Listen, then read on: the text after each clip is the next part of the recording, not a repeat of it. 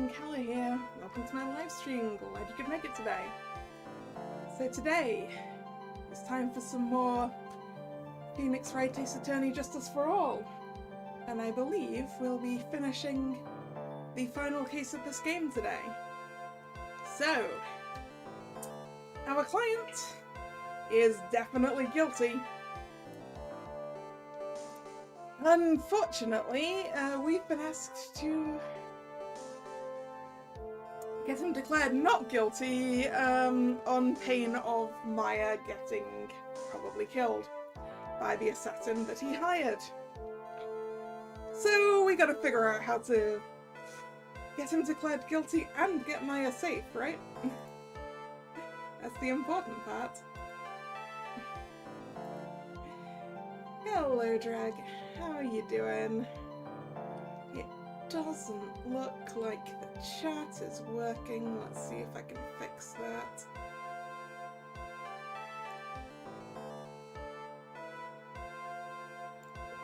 There we go.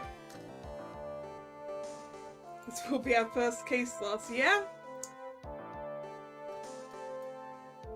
That's true.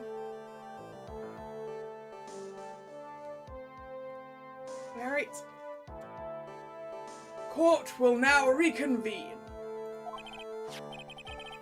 The killer, the man who murdered the victim, handed this to his client. From this, one obvious question arises. Why this particular item? I mean, that's a very good question, and I would really like to know, Edgy. I believe the answer to that question will provide us with the name of the real culprit. Now then, the prosecution calls the defendant's manager, Adrian Andrews, to the stand. Oh yes, we pushed it back on her again. To, try and buy time for Gumshoe to rescue Maya. Currently, the witness is accused of tampering and obstruction of justice. However, you have been called to the witness stand today to ascertain who exactly is guilty of murder. I understand. Very good. Now, have you ever seen this bear before, Ms. Andrews? Of course I have. You have seen it before? I wonder if it was given to the victim by her mentor, maybe. That's right. It's only natural the witness has. Ms. Andrews, could you please enlighten the court to this bear's secrets? All right. Why does she...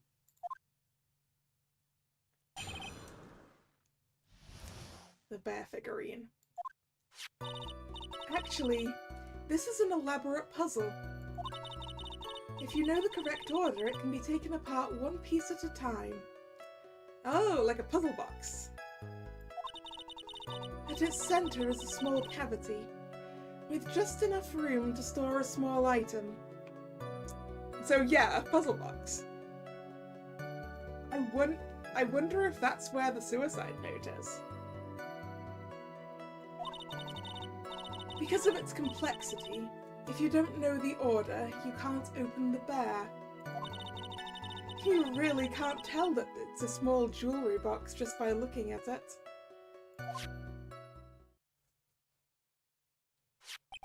So, this figurine, it's a container of sorts, is it? Yes. Looks can be deceiving, wouldn't you agree? Yes. This is superb craftsmanship. Oh, yes. I nearly forgot. You may begin your cross-examination, Mr. Wright. It looks like there really was something to that bear after all. Yeah, but I'm not seeing anything I can get her on so much. Well... do you know the correct order? So you can take it apart. And how would one go about doing that?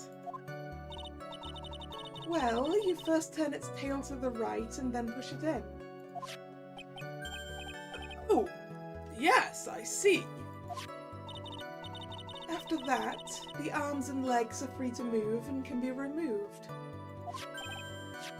Oh, this is most interesting. I see the judge is having fun. Good for you, Judge. The boy and his new toy. It's like he's 5 all over again.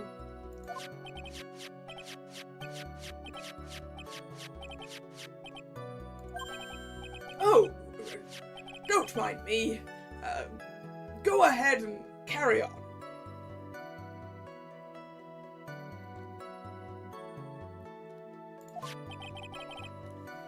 I think he's lost it. So, what do you find after you take the puzzle apart?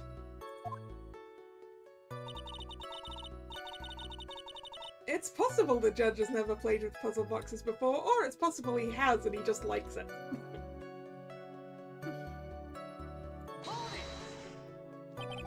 And how do you know about this? I know because I was the one who bought it. Huh? It was a souvenir from when a friend and I went to Switzerland. Then, this was a present from you? That's right. It was a puzzle in the shape of a bear, so I thought it would be perfect for one. So it was a present from Ms. Andrews. Witness, let's continue with your testimony.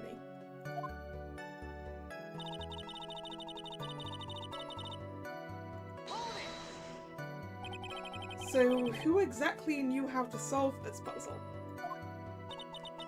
Only the 2 of us, Ron and myself. It was a souvenir from Switzerland, so I doubt there are that many people with this same bear in this country. But this looks like it can be easily broken. Especially if someone wanted to get at what's inside. Well, it's a toy. But it can never be the same again once it's been broken.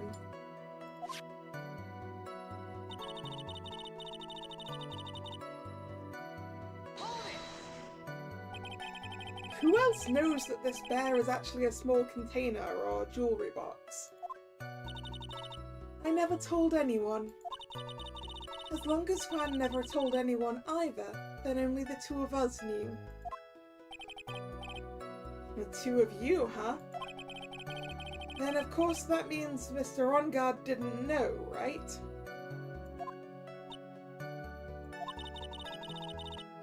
We don't know anything about this figurine, so we should try to find out more for now. Yeah, I'll keep pressing her for more information. Well, let's press her on the first statement, which is the only one I hadn't pressed her on. A puzzle. That's right. But it looks like an ordinary figurine. True enough. To people who don't know, I'm sure they would never guess this was a puzzle. I think this is about all I'm going to get for now. Figurine updated in the court record. A wooden puzzle with a hollow inside. Only Corridor and Andrews know how to open it. Well, Mr. Wright, I think even you have come to realize. that there is one very important fact we have uncovered, and that is this. This bear is actually a jewellery box.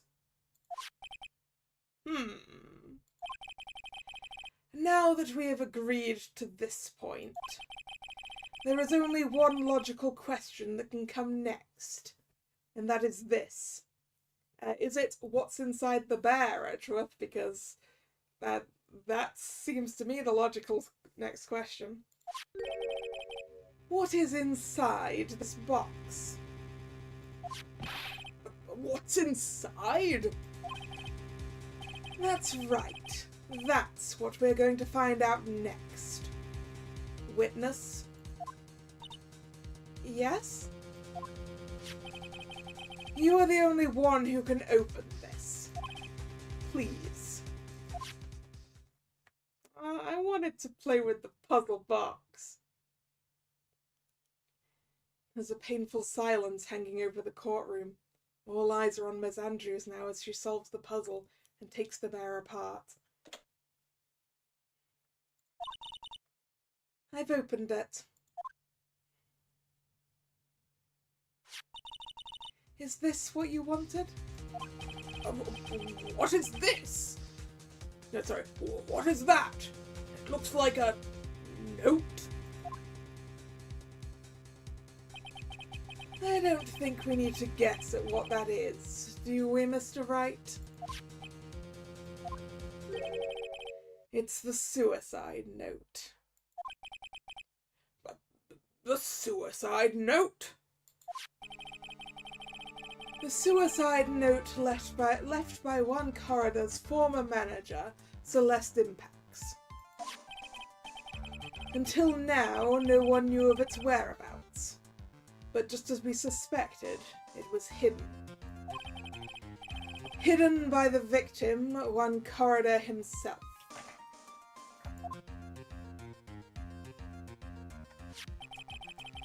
It seems Celeste Impax had very beautiful handwriting.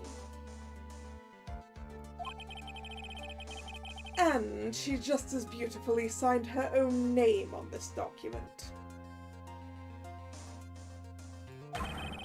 This is most definitely the note she left right before she committed suicide.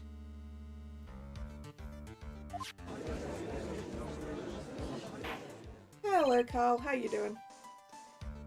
Order! Witness! Did you know about this? Yes, I did. I heard all about it from Juan. When I discovered his body, I looked for the bear. I wanted to destroy the note before it became public. But I couldn't find it anywhere. Because it had already been taken by the killer.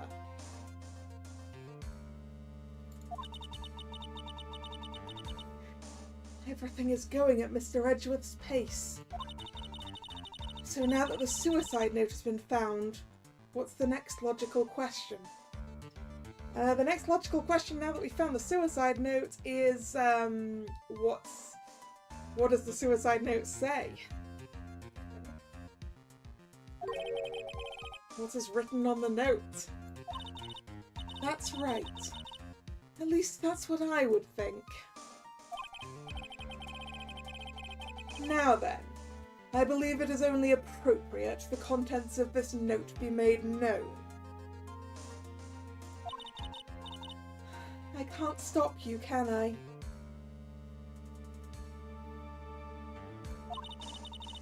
I went through so much just to get my hands on it. I was going to burn it, for her sake. I am deeply sorry, but I can't allow you to persuade me to stop. Your Honor, if you could please read the contents of the note aloud. Very well.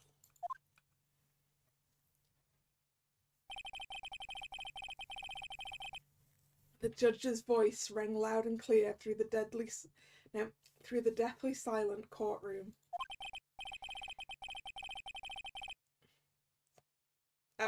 Am I not going to have to do this in judge voice? In her note, Celeste Impax left to us a record of all that had happened to her. About being used and then thrown away by On Guard. About being engaged to Corridor, and On Guard's role in destroying that.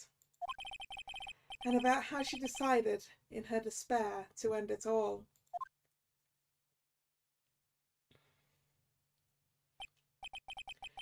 And that's all Ms. Impax had to say.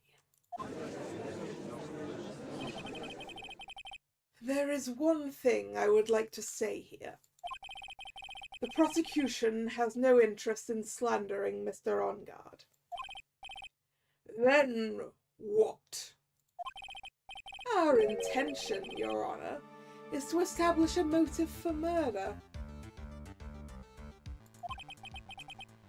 Isn't that correct, witness? Yes. On the night of the murder, Juan was going to make the contents of the note public. After the post-ceremony show, he was going to hold a press conference. My word!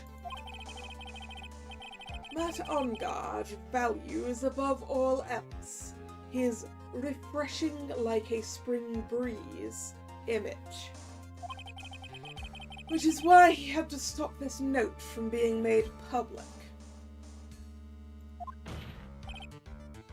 At any cost. Celeste's suicide note, added to the court record. Found inside the figurine. It tells of On Guard's horrible misdeeds. It's On Guard's fault that woman killed herself. This time he even went so far as to kill someone to stop him from revealing that. How terrible! What a selfish person! I guess there are slimeball lawyers out there who will defend these creeps too. There is no room for doubt here. Mr. De Killer's client's goal was to obtain this suicide note. Yeah, how did Matt know that they were going to release the contents of the note that night? Maybe... I mean, he told us he didn't know anything about that press conference, but I'm not confident that he didn't.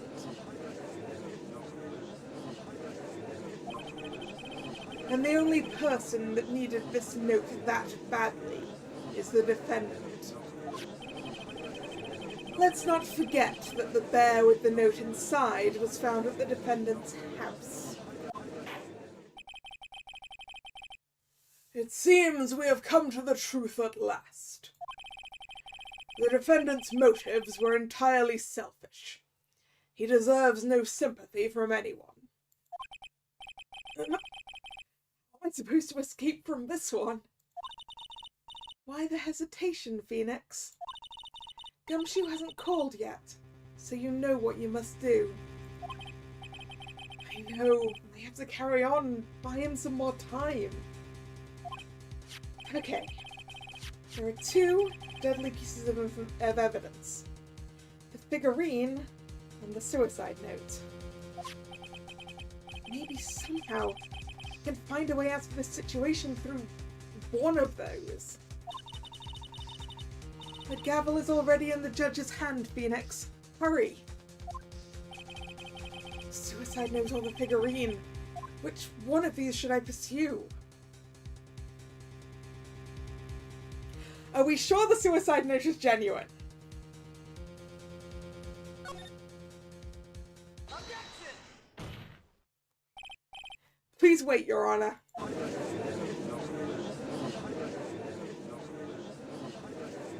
Oh man, look at that lawyer. He's still going at it. Like he doesn't care that he's trying to get a killer off the hook. I think Your Honor believes that Matt On Guard killed in order to obtain this note. Yes, that is correct. But that seems a little strange. In fact, I think there is a contradiction here.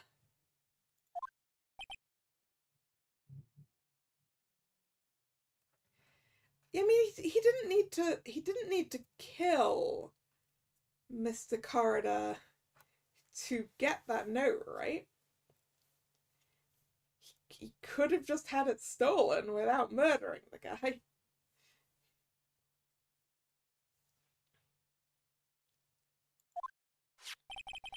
This note was hidden by Mr. Corridor until the night of the murder. If that's the case, oh, how did Mr. On-Guard know it was there? I say that Matt On-Guard could not have known what was written on this note. Oh! I didn't think of it that way. Exactly. But I did think of it that way, and I thought it was rather strange. No one in their right mind would kill for a note without first knowing what it said.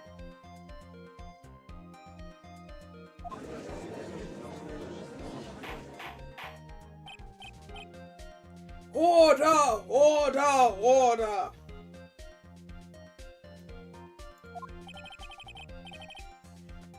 You make a valid point, Mr. Wright. Mr. Edgeworth, what is your opinion?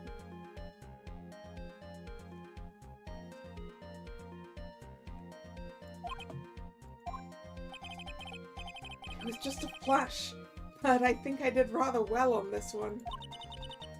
Unfortunately, I think he believes differently. I believe a show of appreciation is in order. Huh? The defense seems to be in love with wishing more despair upon itself. I would like to direct the court's attention to this. What is that? It is a very small video camera, Your Honor. This type of camera is commonly used as a means of spying. Yeah, but it was only set to record during the murder time. Spying? What, that spy camera was in my possession. Oh, yes, but they're easily obtainable. They're easily obtainable, Mr. Wright. Matt On-Guard and the victim both thought of the other as their biggest rival. They even went so far as to use this type of item to find each other's weaknesses. Wait. And the victim, one Corridor, was being spied on. Yes, the assassination was recorded, Carl. That did come up. That did come up last time. That On-Guard recorded the assassin, one, to make sure he did it, and two, so we could blackmail him later.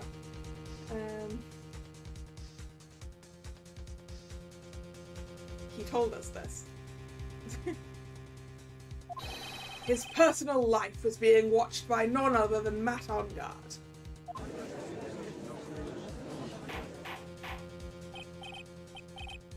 Order! Order! Mr. Wright. Yes, Your Honor? You don't tell me you knew about your client's spying activities.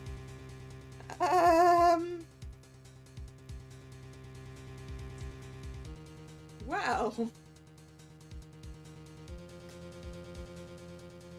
in an attempt to save our client, we're piling more reasons why he's guilty.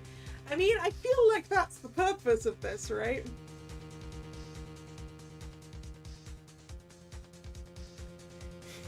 How many of the discs in Matt's room are just spy footage? Good question. We know that a lot of them are his own TV appearances.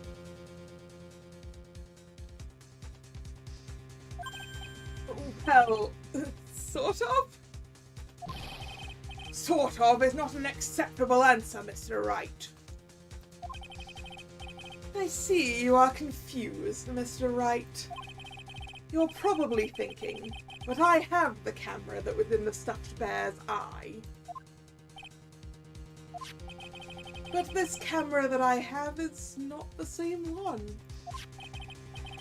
Last night, I searched the victim's house on a hunch. Using this. Gumshoe's bug sweeper. By the way, Mr. Wright, the defendant's fingerprints were found on this camera. Well, it was a camera in his own house.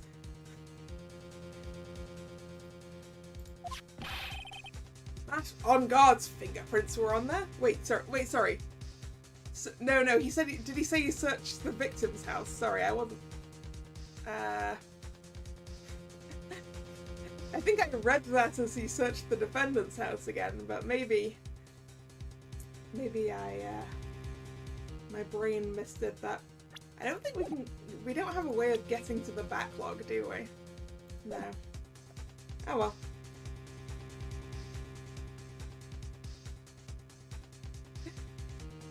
I guess Edgeworth couldn't get a more sophisticated bug sweeper from the police either.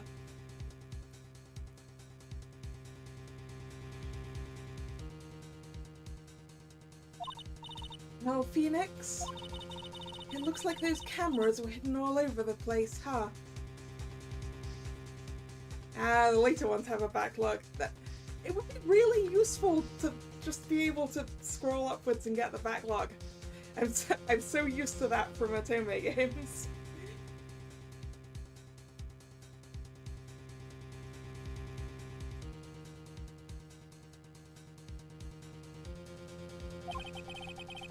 What are we supposed to say to that evidence? I think this is the end. It's fairly obvious that Mr. On-Guard learned of the suicide note through this. He was watching the victim all along. He got me good this time. I don't have anything to counter that. Hey, now what's that lawyer thinking? Mommy, is that bad killer guy? Shh, stop, don't look at him. The way he's sweating is just so nasty. Phoenix. Yes, Chief? Have you figured out what you're going to do next yet? Well, we still haven't brought up the possibility that the note isn't real. It's a possibility. Do we have anything that was that? I don't think we're going to have had anything that was written by Celeste Impacts, do we? We do. We have something with her writing on it. Can we check? Can we check? What I'm going to do next? Just running away like a frightened child? What? I know it seems like Mr. Edgeworth is very close to putting the lid on this case, but in his eagerness to prove his point, he forgot one very important thing. Well, what is it, Mia? There is a piece of evidence that he really should investigate. Something he should investigate? I would really hate to see the good prosecutor get scolded for not remembering to look into the item when he had the chance. Why are you speaking in riddles all of a sudden? Alright, I think this time we finally understand everything. Well, Mr. Wright. Whoops, I missed a line there. Half a line anyway. You don't have any further objections, do you? What is this piece of evidence that Mia is talking about? Can I figure out what it is that still needs to be looked at, or should I let it go? Present evidence. Never let it go. Letting it go is always the wrong answer. I have an objection, Your Honor.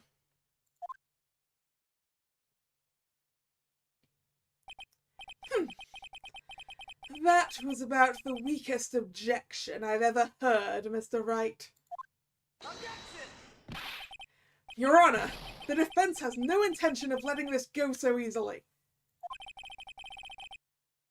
You are beginning to sound desperate. That's just your imagination, Your Honor. Mr. Edgeworth, this is not like you at all. In your eagerness to prove your point, you've forgotten one very important thing. Hey, isn't that what I just said? So, you're telling me that I forgot something? You're so close, Mr. Edgeworth, that there's something you really should examine about this piece of evidence. It's gotta be the note, it's gotta be the note. Take that! That is Ms. Impax's suicide note, right? Who knows? I mean, sure, this suicide note was found inside this bear, but this bear was in my possession until only a few moments ago. Which means the handwriting on this suicide note has yet to be analysed. Oh! So, as to whether this pivotal piece of evidence was really written by Ms. Impax or not, that is yet to be even remotely confirmed.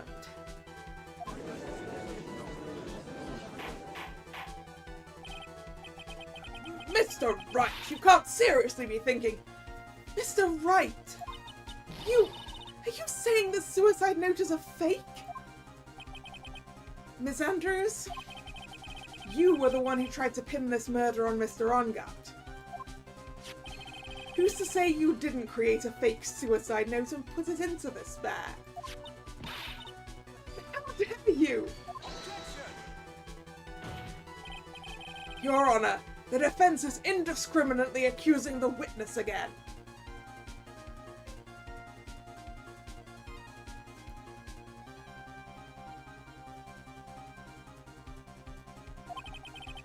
There is no evidence linking the witness to the suicide note whatsoever. Objection! But if this is fake, then the witness is the only person who could have made it. That's not true. The victim could also have made it. Because those are the two people who had access to the bear. What? Recall the witness's testimony concerning this figurine. The only person other than the victim who could solve the puzzle is the witness herself. Miss Andrews, you wrote this note, didn't you? You wrote it so you could use it to frame Matt Ongard. I did no such thing. Objection! Right. If you're going to pronounce this suicide note a fake, then show this court some evidence to support your theory. Objection! Mr. Edgeworth, you were the one who presented this scrap of paper as evidence. That means the burden of proof lies with you, the prosecution. Yeah. That's enough. Mr. Edgeworth, can you confirm the handwriting on this suicide note? It is as the defense has stated. The handwriting has yet to be analysed. If that's the case, it seems that yet again we have reached a point where a verdict is impossible.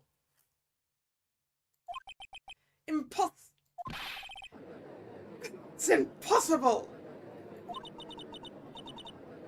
This isn't good, Phoenix. The judge is going to carry this trial over one more day.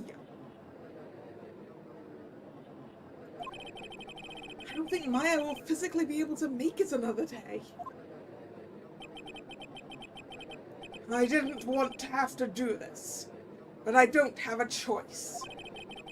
I request that both the prosecution and defense further investigate. Handwriting analysis, my butt. That's just the lawyer trying to buy more time. Oh god, it's guilty. Look, any idiot can tell you that. I think we've reached the end of the line. Guilty! Guilty! Guilty! Guilty! Guilty! Guilty! Guilty! Guilty! Guilty! Gumshoe! What is that sound? I'm pretty sure your phone should be off or on silent in the courtroom, Mr. Wright. I feel like you're going to get penalised for that. It's Gumshoe. Hello, Gumshoe?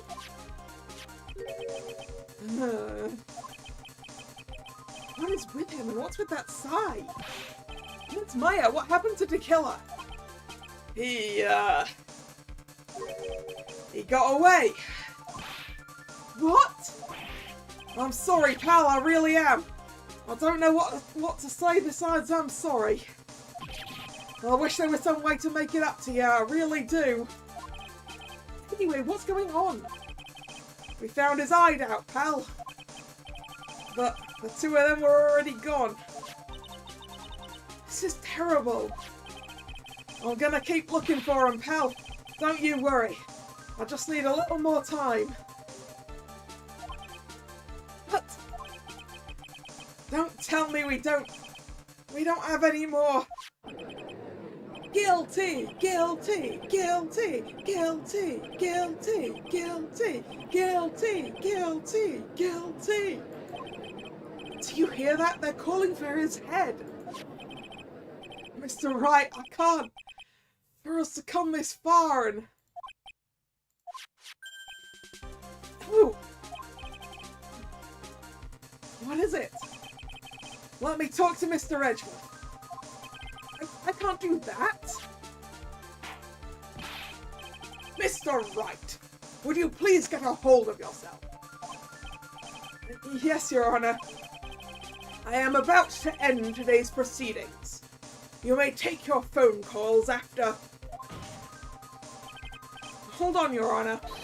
Edgeworth, catch! Take that! Take that! Mr. Edgeworth! Please, you've got to buy us some more time! Court is in session. I'm sorry, Your Honor, you were saying? Mr. Wright, this is a court of law! I'm sorry, Your Honor, but... I am reluctant to do this, however. It appears that I have no choice but to suspend proceedings until tomorrow. This time I really can't do anything. Court is now adjourned for the day.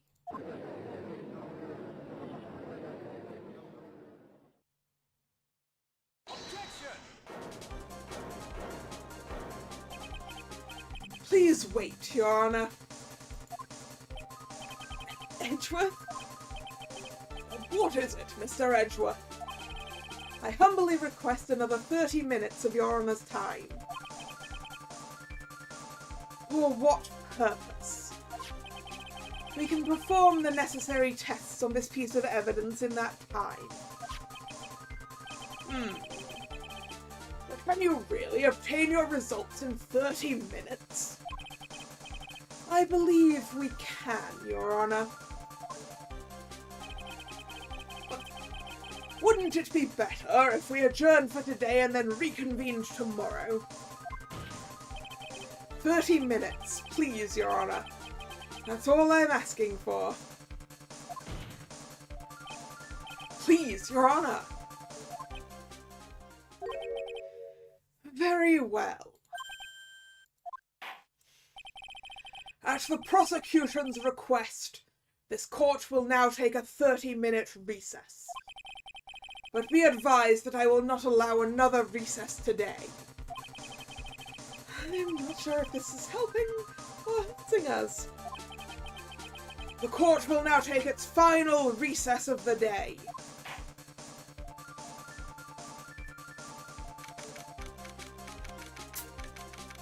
March 23rd, 2:04 PM. District Court, Defendant Lobby number 3. Right. Well, what's going on with Maya's situation? Did kill her? It looks like he got away again. 30 minutes? We can't find her in that time.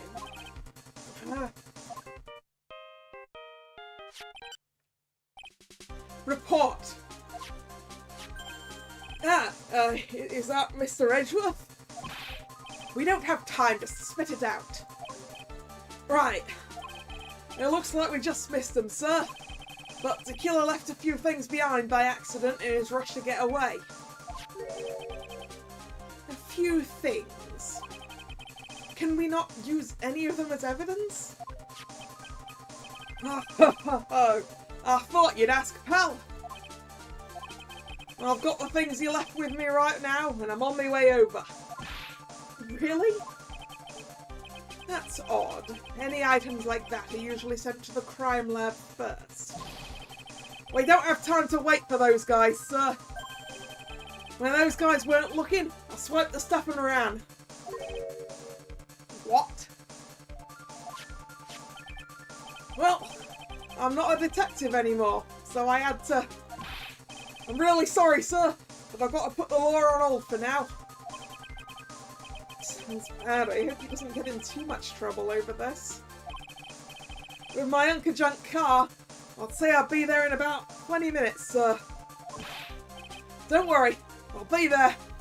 Wait for me. All right, just get here in one piece. Drag, he's already been kicked out of the job. It doesn't matter anymore, right? I'm on a mission, and no one can stop me now, sir. No one. I'm pulling out all the stops and running every red light. Gumshoe, we would like you and the evidence here in one piece. Please be careful. And don't get caught by the traffic cops. Items left by the murderer, huh? Maybe there's something among them that will be decisive enough to end this.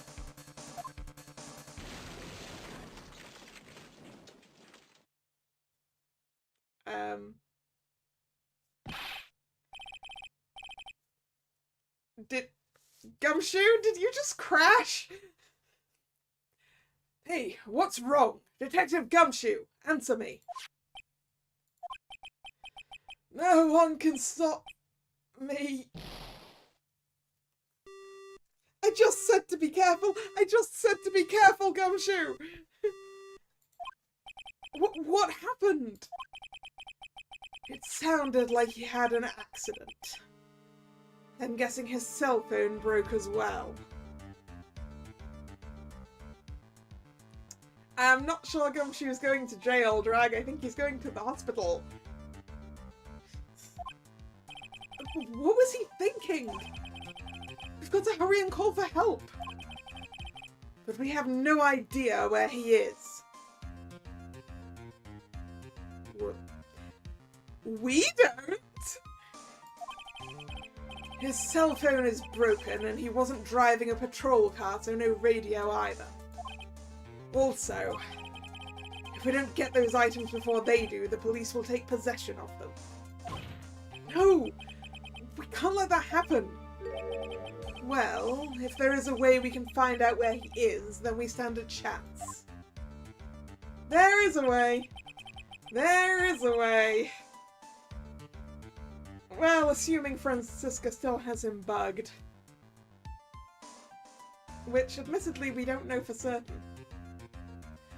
Why oh why did Gumshoe have to get into an accident now? Is there any way to find out exactly where he is at this moment? Hopefully. That's right, there is a way! What? How? I'm sure we can find out where Detective Gumshoe is through this.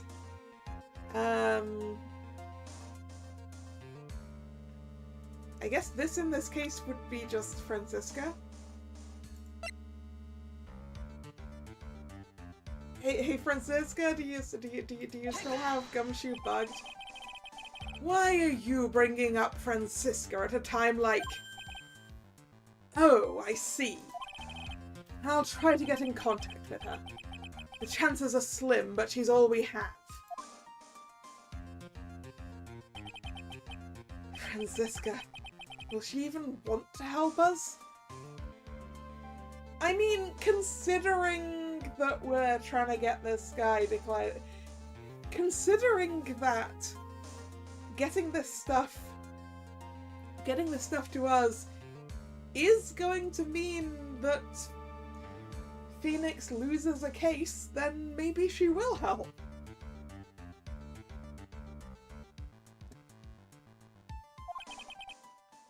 Edgeworth. What is it? I don't have any right to judge anyone ever again. I know my client is guilty. But what I'm doing now? I'm pinning the guilt into someone totally innocent and using the evidence to do so.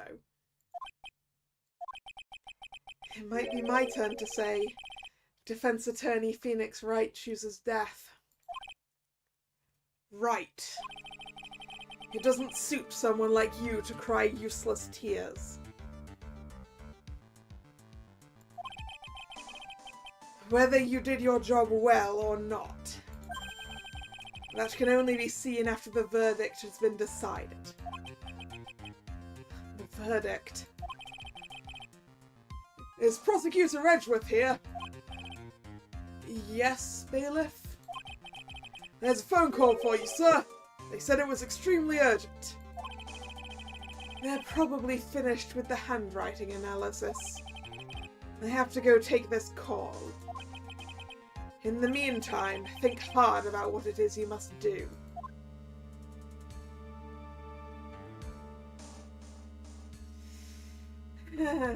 I mean, save Maya, but hopefully do it in a way that doesn't involve framing an innocent person. Oh yeah, we were down at the bottom. Woo, back up to the top.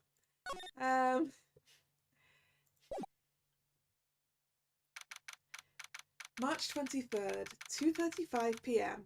District Court, courtroom number 3. Seems like we got 31 minutes. Woohoo!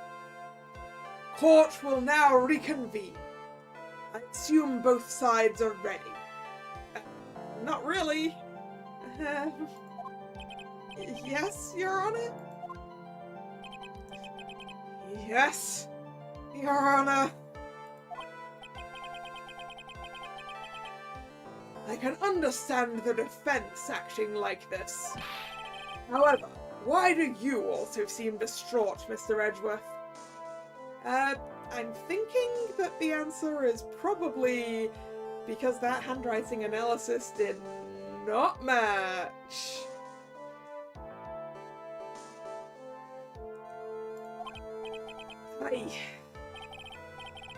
That is... It's nothing, Your Honor. What's wrong with Edgeworth?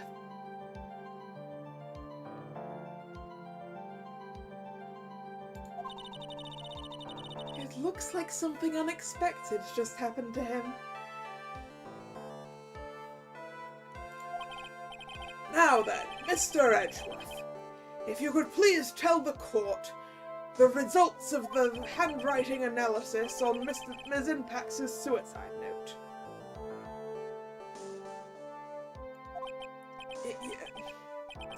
Yes, Your Honor.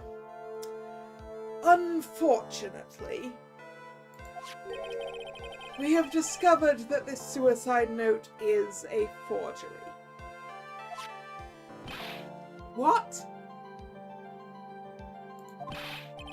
What do you mean, Mr. Edgeworth?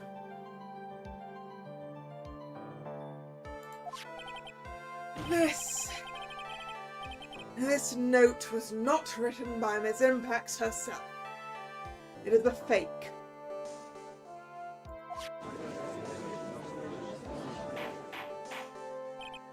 Order!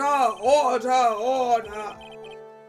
Mr. Edgeworth, would you care to explain what is going on?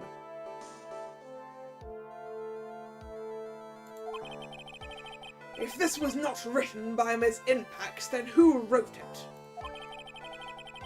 We would need more time to do a more detailed analysis. However,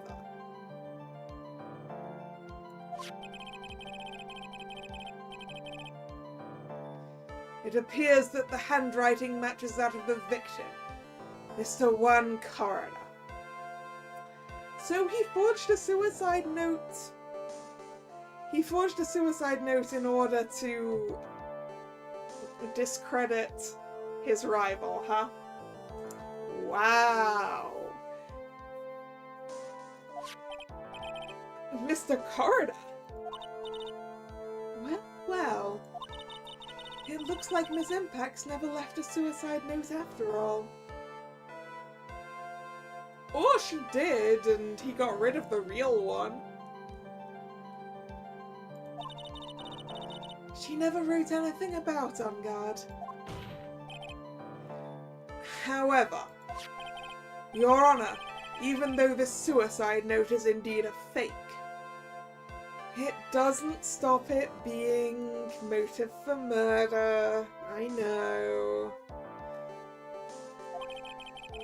Mr. On Guard could not have known that, and so the facts remain unchanged. Acting under the assumption that it was real, he had plotted to possess it. That does sound very plausible.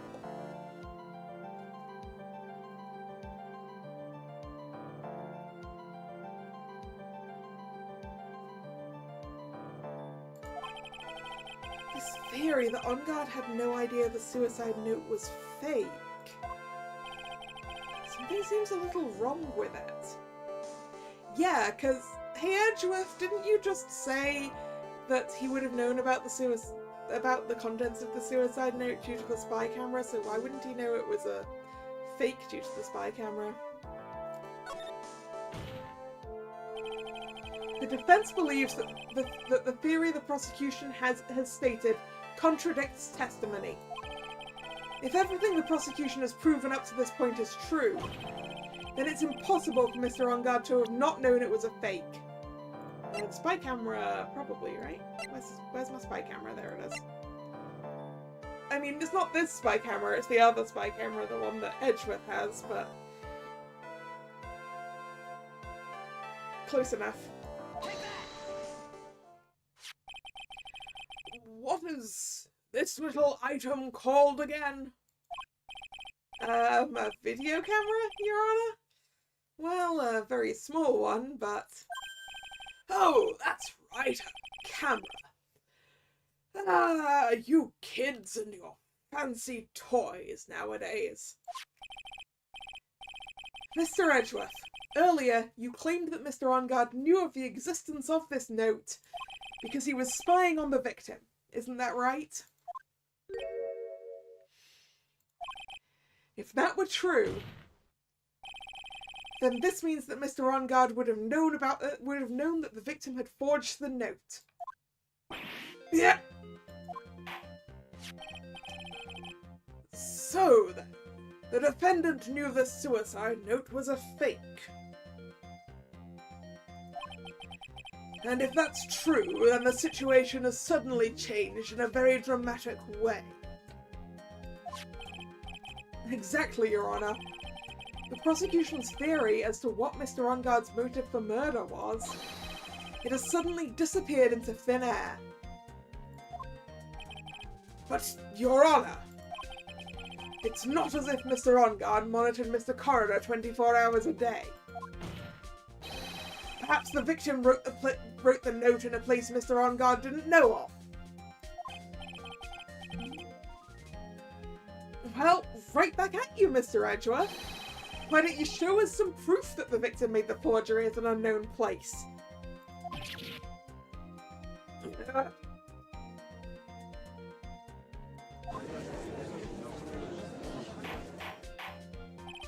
Order, order, order! Mr. Edgeworth. It looks like this time it is you who have dug your own grave.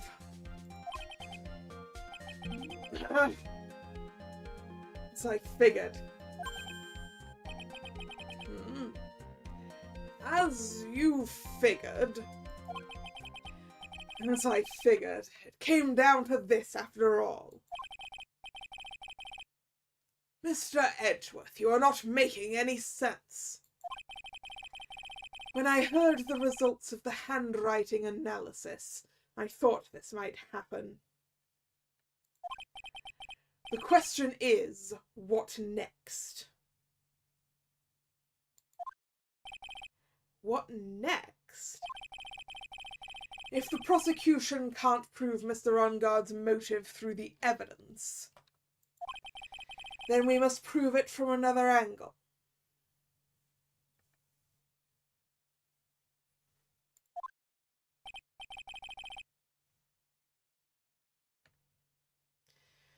Well, I agree with you there.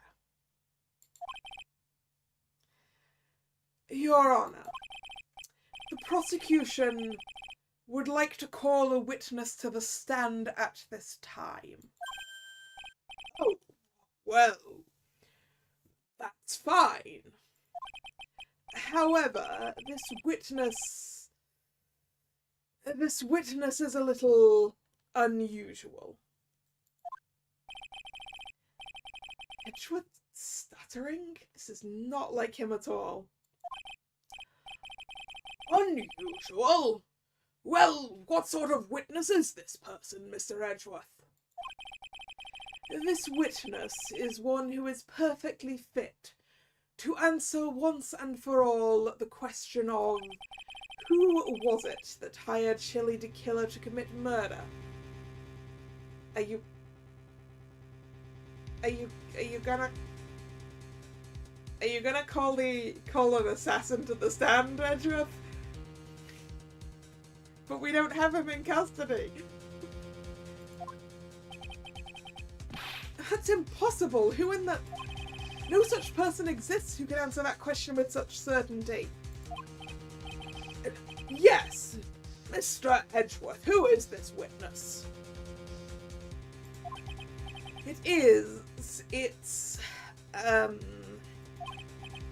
Yes. Go on, who is it? The man himself, Mr. Shelly the Killer. Oh, Mr. the Killer. Wait! Shelly the Killer? You mean the killer? I mean, the assassin? Yes, Your Honor. He's coming here to the witness stand? Well, yes. In a manner of speaking. I recognize this is a very unusual circumstance, so I ask for your permission.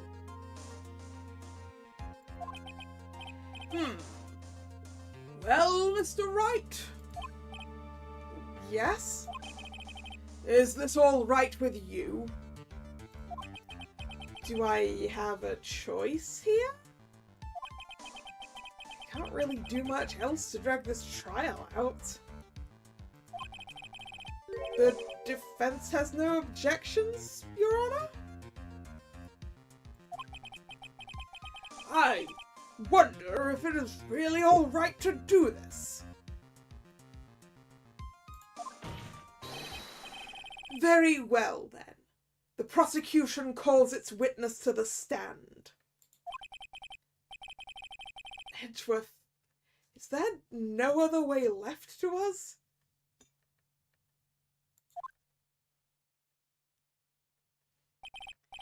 Now then, witness. How did you get him? Your name and your occupation, please.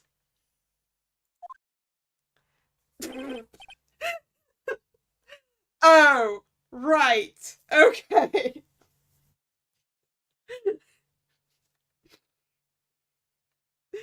I was gonna say, Edgeworth, I don't, Gumshoe hasn't found the guy yet. And we know this because Gumshoe got in an accident.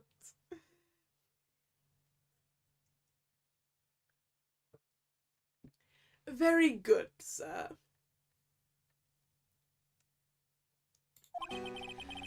My name is Shelley de Killer, and I am a professional assassin. I say, what is going on here? Your Honor? How can you remain so calm? What is the meaning of this two-way radio? Actually, Your Honor, it was delivered to me just now, and came with a condition. As long as we do not trace its source, Mr. de Killer will testify to this court.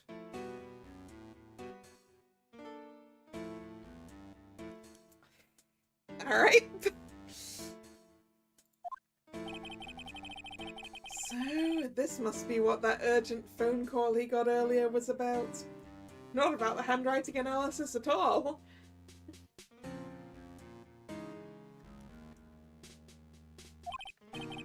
Oh, no, this will not do. I cannot allow this in my court. First of all, we can't even be sure this is really Mr. de Killer himself. Witness, please present some sort of proof that you are in fact Shelby de Killer. I understand. Please wait a second.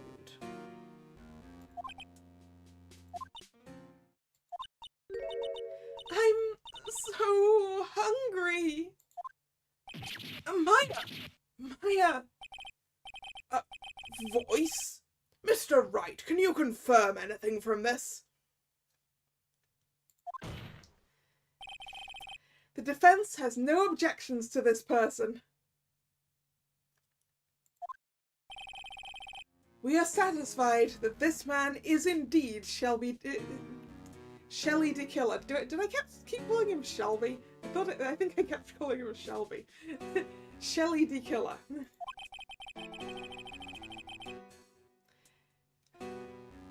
It looks like we have run into yet another unexpected turn of events. Well, it doesn't seem like we have too many choices under these circumstances. So, now then, witness. There is one thing I would like to confirm before we speak of anything else. And what would that be? At the request of a client, you killed Mr. One Coroner. Is this correct? It is as you say. I did indeed kill Mr. Coroner.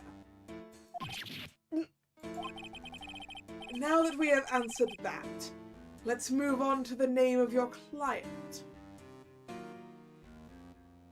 I've really got to try and make Edgeworth and de Killer's voices different. And I've been doing them both as kind of posh.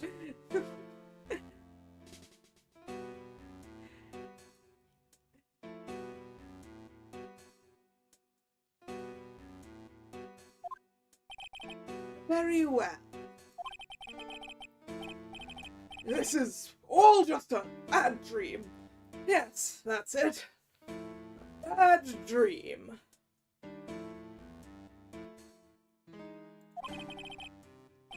Shelley de Killer. What is he going to say?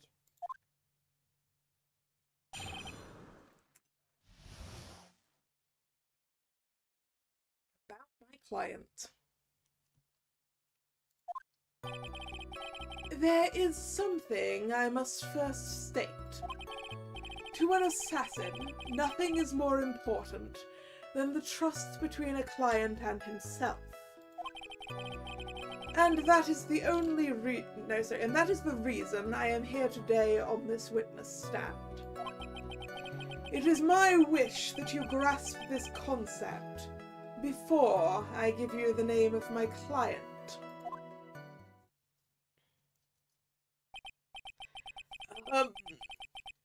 Mr. D. Killer seems to be a very clever man. Yeah, I do hope that Edgeworth is in fact tracking the source so that we can catch him. But I don't know, it depends on whether we think that D. Killer would know.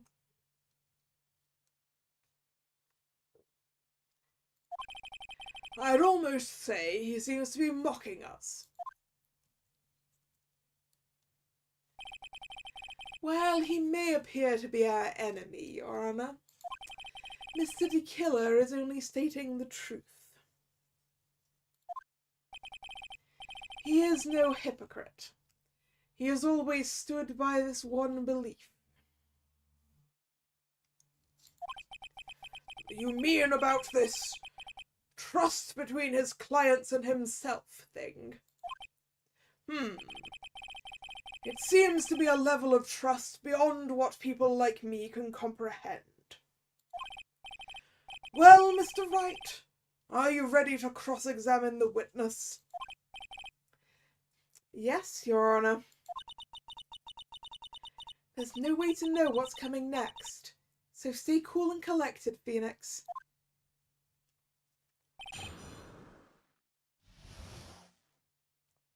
What can we even do with this testimony?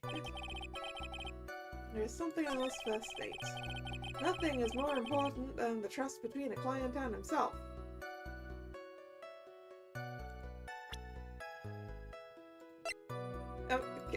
Can I just... Can I just present this to this? Because, like... Trust? What trust? I'm gonna do it.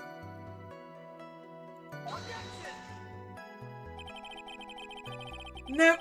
Apparently I'm not allowed to do that. Boo! Boo!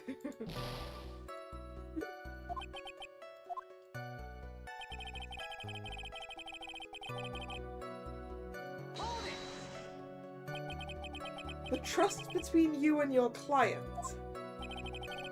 I provide my client with services. No, sorry, I provide my services in a fast and efficient manner. In exchange, I trust my clients are discreet about me and my identity. If too many people knew my face, it would be quite troublesome. And this is why you're testifying in this manner. This is the first time one of my clients has ever been accused of murder. Wait! Wait! Hello? Didn't you just... This appears to be a confirmation here. I must preserve the D-Killer name so my clients can trust me. But couldn't someone stab you in the back and break your trust? It has never happened before, but if it ever did, yes, that person wouldn't be my client for very long. They would certainly... That's enough. Please, no more. Very well. It was only a hypothetical, anyway.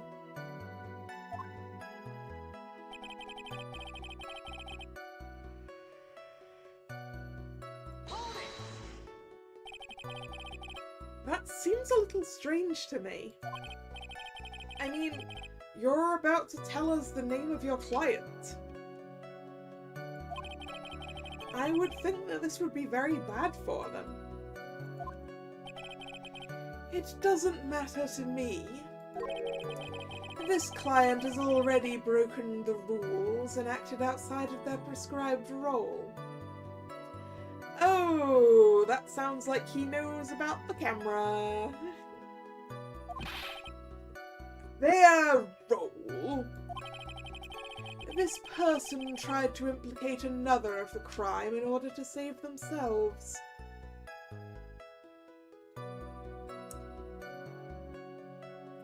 Huh. And this is a trespass that cannot be forgiven. You! Who gave you the right to be so high and mighty? To the gentleman who spoke just now. Excuse me, but would you care to die? No, I didn't say anything. The judge had better watch himself.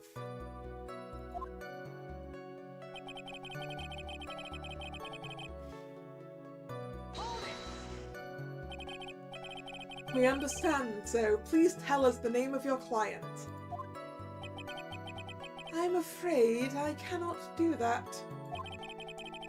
I still have a few things to say before I do. Yeah, that egomaniacal! It's not good for your health to be so aggravated. You won't live very long if you let everything bother you. Somehow, that coming from an assassin makes it less than comforting. I don't really care about this all this extra fluff. Just tell us the name already. Patience. Try to calm down a little. It's important to try and understand his mindset. He seems very steadfast and closed, so you're going to have to work to get him to talk. This therapist, you know. Alright, let's press the first statement, which is the only one I haven't pressed yet. We can hear anything you have to say later. Can you please just tell us your clients? I don't think you understand your place, Mr. Attorney. I said this is something I must first state. Do you know what the word first means?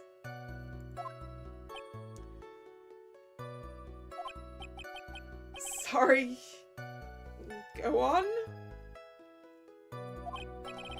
Well, it appears this is one witness you can't badger, Mr. Wright. Only because you don't know about Maya's situation.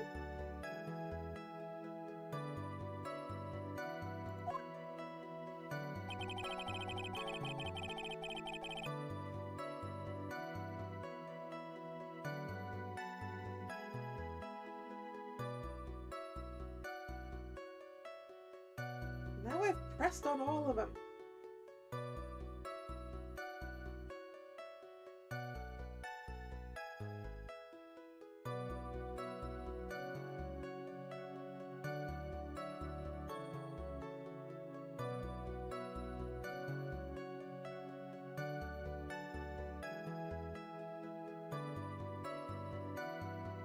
Apparently press it again. The trust between you and your client. I provide my services in a fast and efficient manner. In exchange, I trust that my clients are discreet about me and my identity. There are the rules and duties an assassin and his clients are to carry out. I'm sorry, but I was wondering about something you just said. You said that your client had already broken the rules. You also implied that your client tried to pin it on someone else, which makes me think that you're gonna say it was Ms. Andrews, because I don't think On Guard has actively tried to pin it on someone else.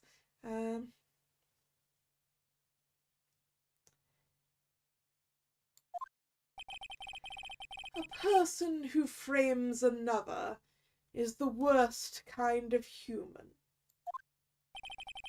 And that's why you feel you can betray this person?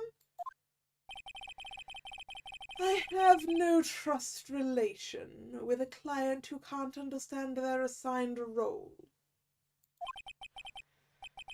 Just my luck, an assassin with a conscience. Who'd have figured? Now then, everyone, do you think you can understand my logic? This case just keeps getting better and better. If you can't, then I'm afraid we can't proceed. Everyone understands your point, I think. Really? In that case, I believe I am prepared to disclose the information you seek. You have made it crystal clear that you value trust over all else. I believe we are ready. Excellent. And that is the reason I am here today on this witness stand. Wait, what?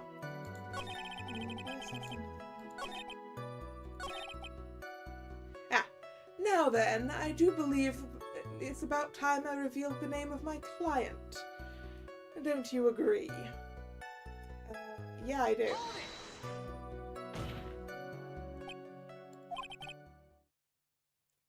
Oh, what is it?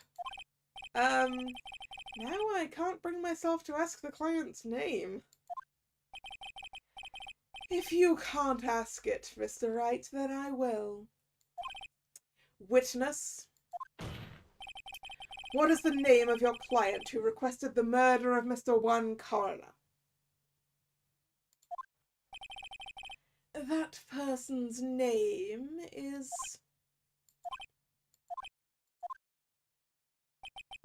Adrian Andrews. What? Objection! Witness! That's not who you told me it was earlier. Pray tell, what are you talking about, Mr. Prosecutor? I should think I know my own client, and it is Adrian Andrews. What?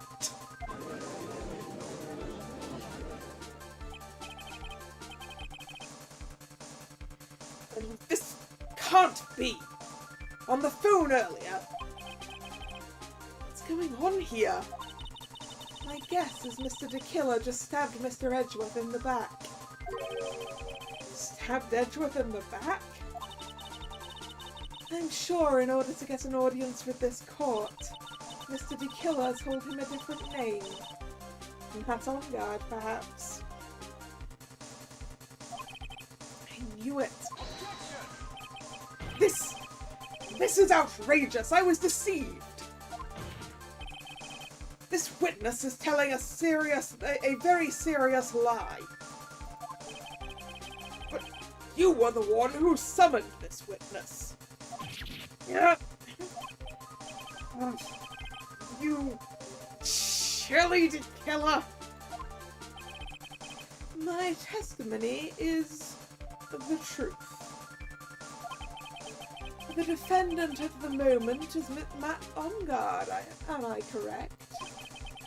All I wish to do is help procure his acquittal.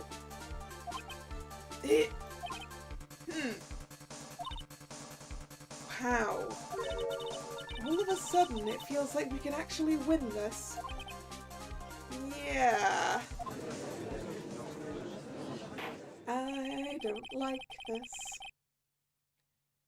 The prosecution has failed to provide a motive, and has instead provided this suicide note, which is a forgery created by the victim. Furthermore, there is a possibility that the defendant himself knew it was a fake. But most definitive of all, We have heard from the assassin himself the name of his client. Mr. De Killer's client who requested the murder was not the defendant at all. No. With all this evidence, it is obvious to me that this means that Mr. Matt Ongard is innocent. I seem to have caused you all a bit of confusion. Please continue your discussion and call me when you have reached a verdict. Bailiff, please bring Miss Adrian Andrews in immediately. What now? With the way this is going, Ongard will be found innocent. This may be our last chance to save Maya. Yeah, but I don't like the idea of framing an innocent person for this. Maybe if we buy more time, Gumshoe can wait. No, Gumshoe got in a crash. Hey Edgeworth, did you contact Francisca? Has Francisca been able to save Gumshoe?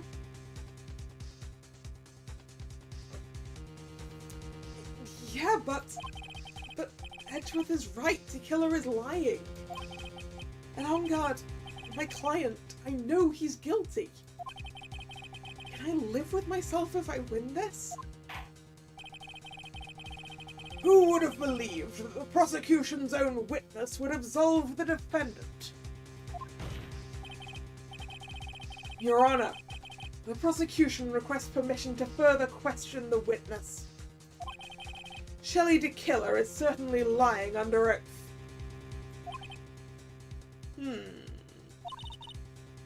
It wasn't me. Listen, everyone, please. That testimony just now, it was all one big lie. Miss Andrews. The suicide note may have been a fake, but that man, Matt, he's the reason Celeste died. And one's death, it was all because he got pulled into Matt's twisted world. That testimony just now, you have to believe me. It was a horrible, horrible lie. But Mr. De Killer himself has testified. He has named you as his client. No, that's not true. Also, there is quite a bit of evidence that points to you. The knife and button, donning the nickel samurai costume. But that's... You even have a motive. We know that Miss Celeste Impax was a large part of your life. You wanted to follow her, and you wanted revenge on the two who had hurt her. I would say you have plenty of reasons to want them both dead. No! They're right! You know the truth, tell them! Tell them the real story, who the real killer is, tell them! Please, help me!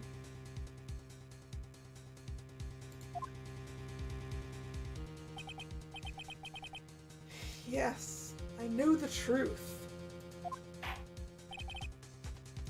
Mr. Wright. Yes, Your Honor? I believe we have reached the end of this trial. Therefore, I ask the defense for any final words or opinions.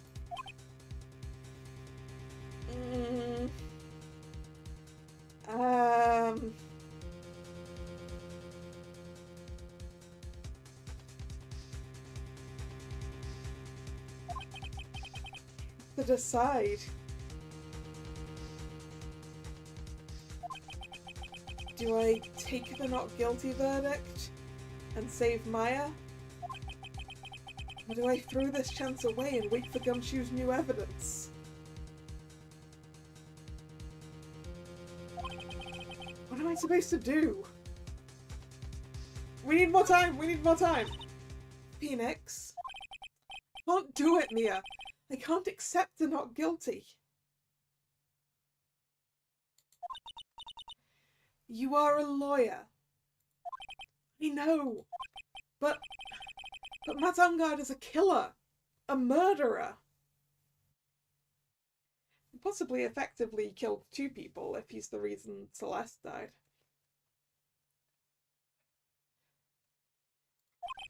I can't let him get away with this. I can't let someone else take the fall.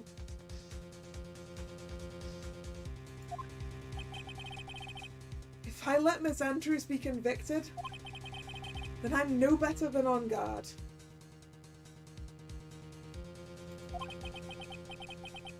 And even though I don't want to admit it, I have to face the fact that it is because of Edgeworth that I now know the real truth.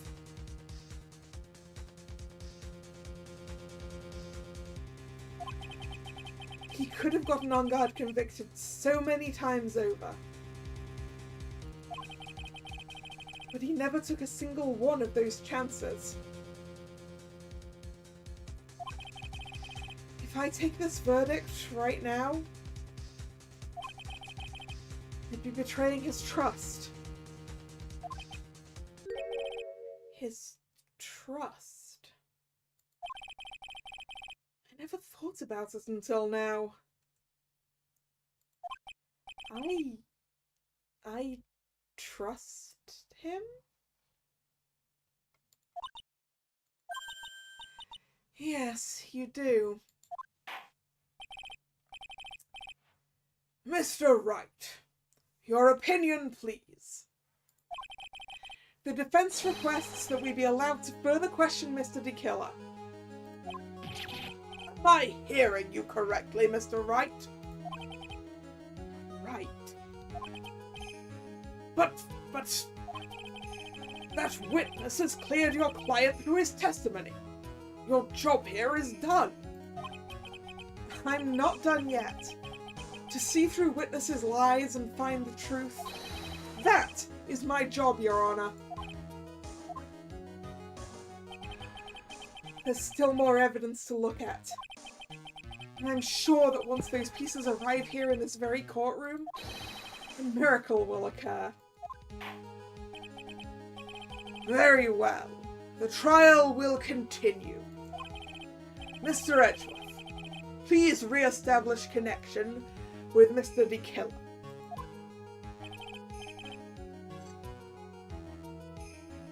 Right away, Your Honor.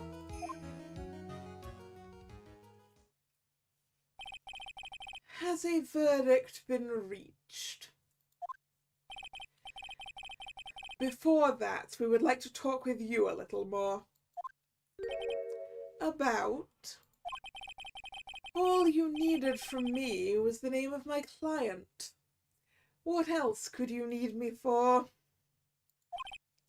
Well, actually, we would like to hear everything you know about this case.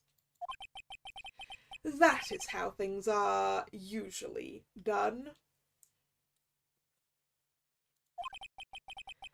What is he talking about, usually done? But what shall we have him testify about now? Mr. DeKiller, if you don't mind, please testify about your client in more detail. You legal people and your procedures. Is it any wonder no one likes to go to court?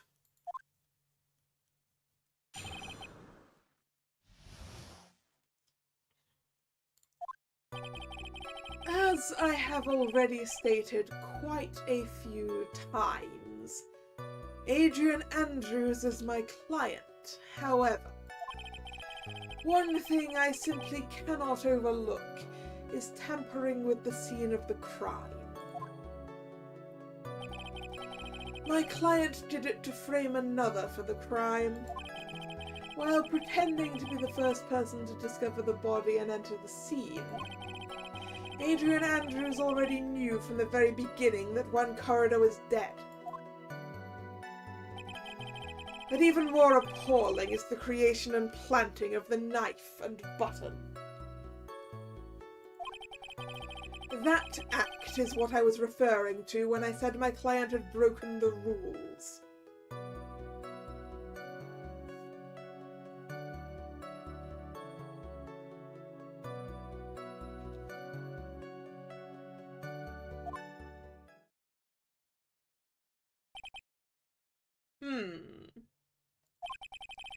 This is a most unexpected turn of events.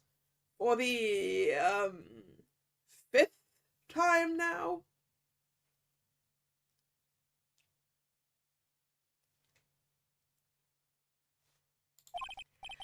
However, this time everything has finally been revealed. Objection! Just a second, Your Honor. Yes, Mr. Edgeworth? We still have the cross-examination to do. But you don't need to question testimony like this. Do you, Mr. Wright? I need to question every kind of testimony, Judge. All the testimonies. All the testimonies must be questioned, every single one of them.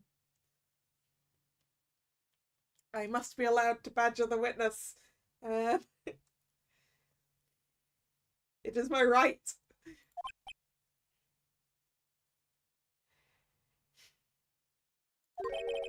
Your Honor, the defense will question the witness. As if I have a choice now.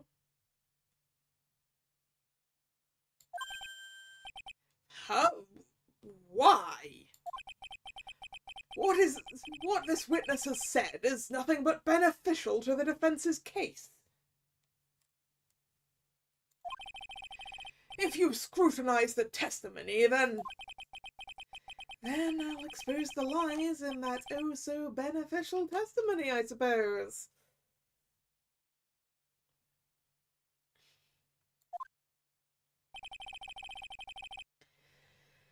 I don't understand what's going on anymore. That makes two of us.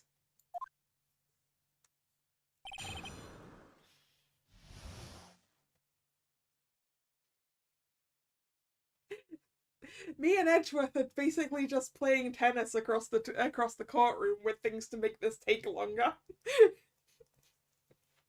That's what's going on here, Judge.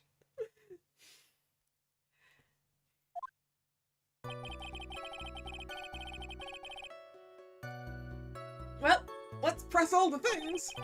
Oh, nope. I missed the button. Right. Press all the things. What is it, Mr. Wright? If I press him the wrong way, it might raise suspicions on his end. To do something to waste more time. Witness. About requesting a hit. Yes. How much is your fee? Is it something that can be...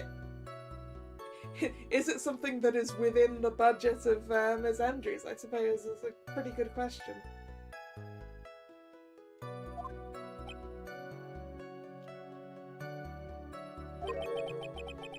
I see you are also quite a dark-hearted man, Mr. Attorney. Huh? If you would like to talk business, we can do so after the trial. Yeah, no. I'm not thinking of hiring Mr. Wright. Yes? You want to kill me. You want me dead, don't you?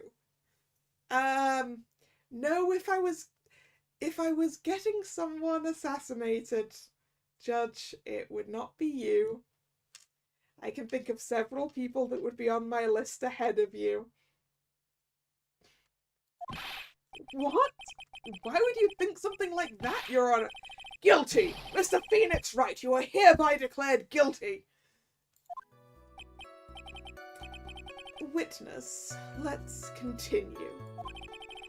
Why did you disclose the name of your client? They are your client, are they not?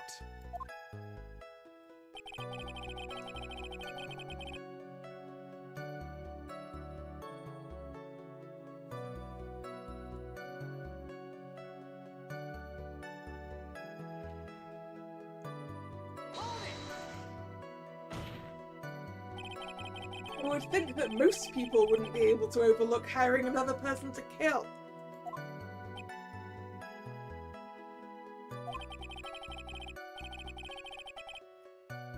If I had a problem with such a thing, I wouldn't be very effective at my job.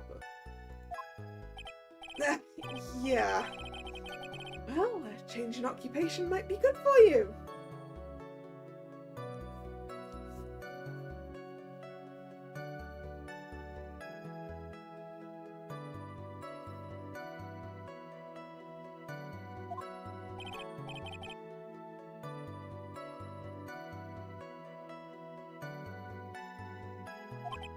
I will say this. Even though I am the one who does the deed, my clients are always the real guilty party. That goes without saying, Mr. DeKiller.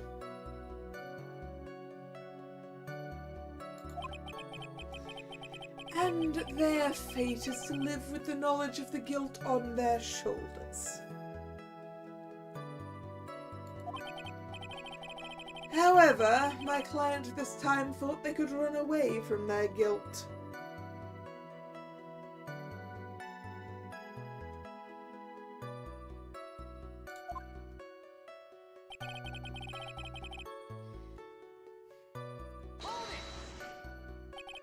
Are you talking about the button and the knife? Yes, and my business card.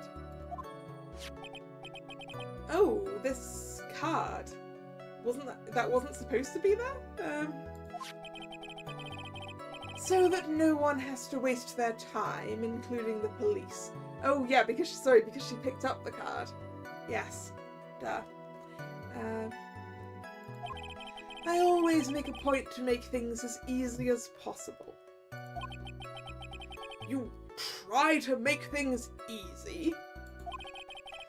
My business card makes it very easy to identify who carried out the service.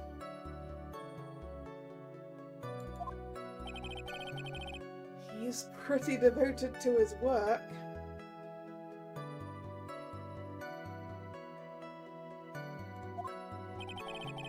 But to disregard everything, to go and stab the deceased with a knife, and even hide my card from sight.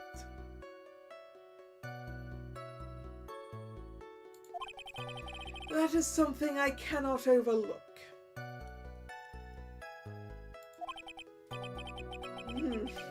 It's really hard to tell if he's being truthful or not without him being here.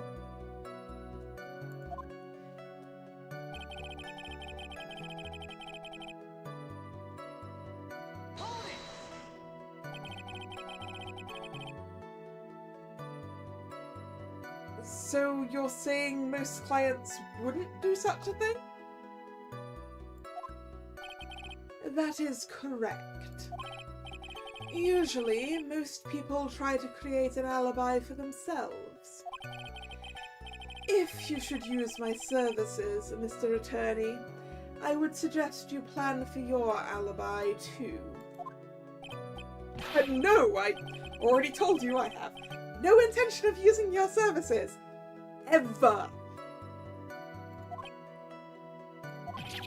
Why does he keep looking at me like I'm the one on trial here?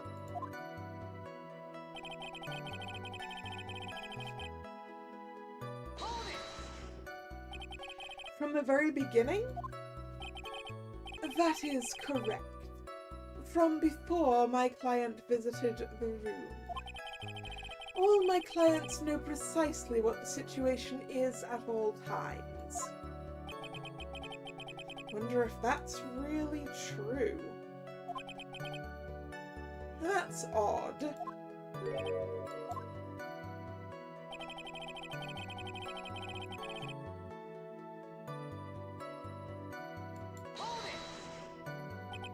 So why do you think your client did that? What do you mean by why? Well, fiddling around at the scene of the crime is pretty risky.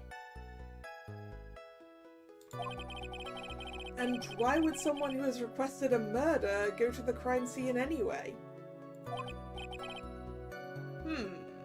That is true.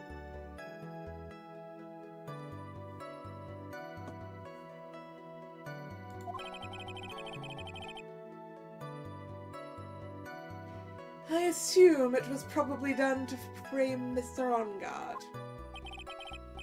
If that's the case, then why didn't the person just request that you do it? Sadly, that is not possible. Huh?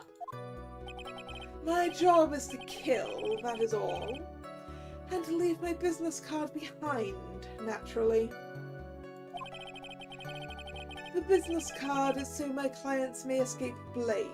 To protect them is my duty.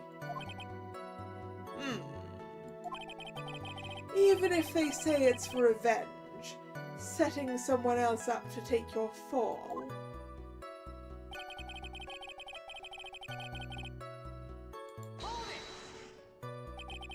And that's all you have to testify? Yes. And I pray that I will never be called to the stand again. Again? As in, you plan to continue? I must, as I have yet to find a person to take my place and become the fourth successor. Actually, how would you like a new life, Mr. Attorney? Excuse me? No, I'm fine, really. Oh, you really now? Yes, I have no intention of switching to playing Hitman instead. I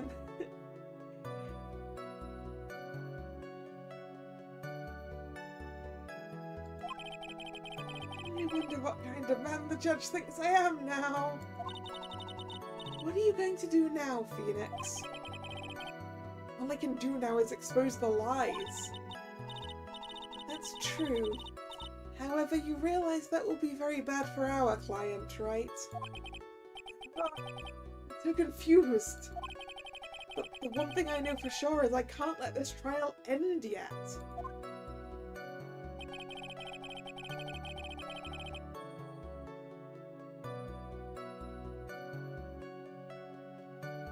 Okay, we need a contradiction. Adrian introduces my client. I can't say overlook tampering with the scene. My client did frame another. She already knew from the very beginning that he was dead. And she planted the evidence. And that means she's broken the rules. Right, what do we have? What do we have? We have our badge, the Magatama. Those are not going to be helpful. The picture of Pinnacle Samurai, no. The press conference ticket, no. The radio transceiver, well, that's not going to help right now. Lotta's camera, no. The magazine clipping, no. The hotel guide map, no. The guitar case, no. The wine glass.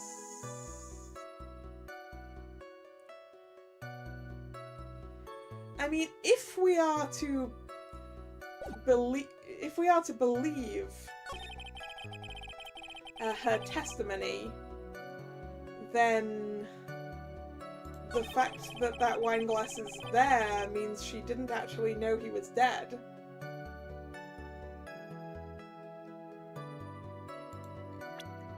So maybe? Can the killer even see the evidence? No, well, I assume we're going to have to describe it to him.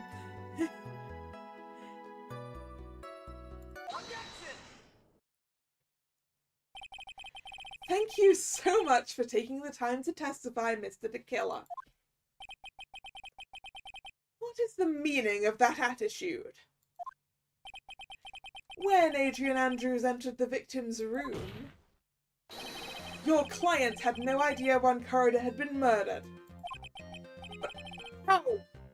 How do you know that?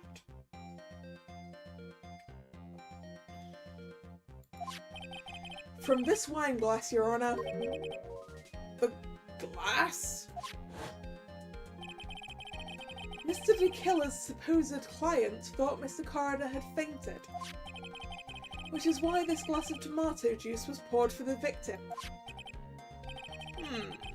But isn't that just a part of Adrian Andrews' calculated plan? That is not possible, Your Honor. This glass bears the fingerprints of that person. Had this been planned, they would never have left their fingerprints behind. I see your point. Yes, because if she knew he was dead in the first place, I guess she would have worn gloves the whole time, right?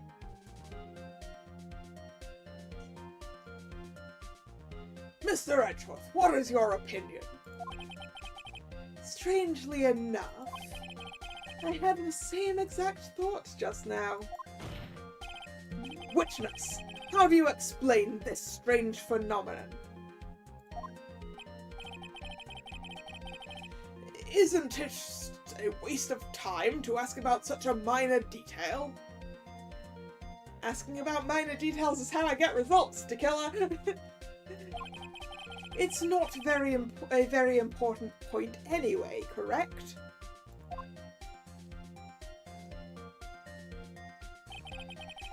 I'm afraid you are mistaken.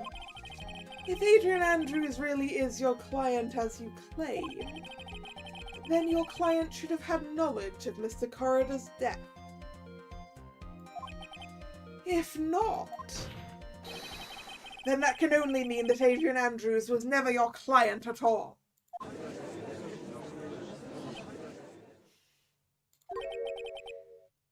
How strange. Yes? Why is it that the attorney has yet to raise an objection at this absurd situation? Phoenix? If the killer figures out what we're up to, we're in real trouble. Yeah, I know. Objection! Mr. Edgeworth, I'm surprised. You know you can't say things like that without any evidence. Ah, sorry. Well, that was an awfully weak objection for the two of you. Anyway, I am positive there was a contradiction in that testimony. The prosecution requests further testimony concerning when the request was taken.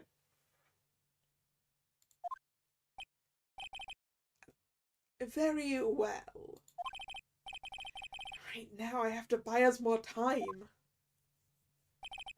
While we wait for the items the killer left behind to get here, I just know that the very outcome of this trial lies with those items.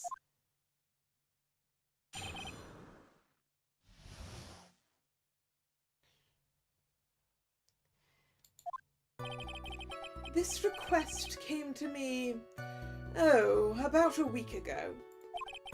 It was a request for my services on the night of the awards ceremony. We met at a certain bar to discuss and finalize a few matters.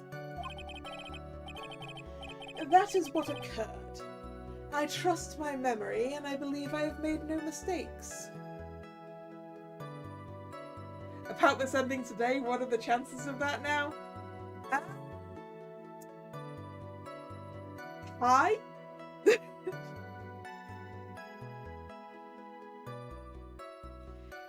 We are, I believe, in the last segment of this case.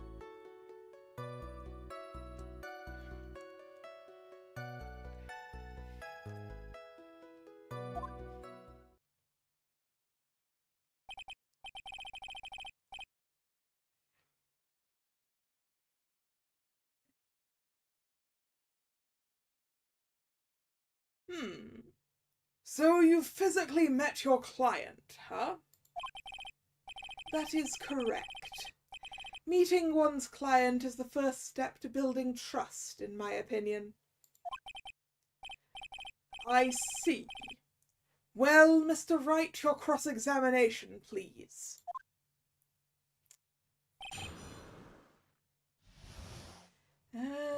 Okay. This request came about a week ago.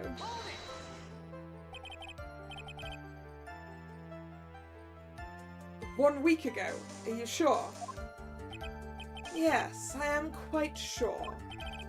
I, of course, had my own preparations, and I was barely able to finish. When you request my services, Mr. Attorney, I hope you will keep that in mind. What, to give you enough time to prepare? Please stop. In any case, my client this time had a very specific date and time in mind. Specific date and time?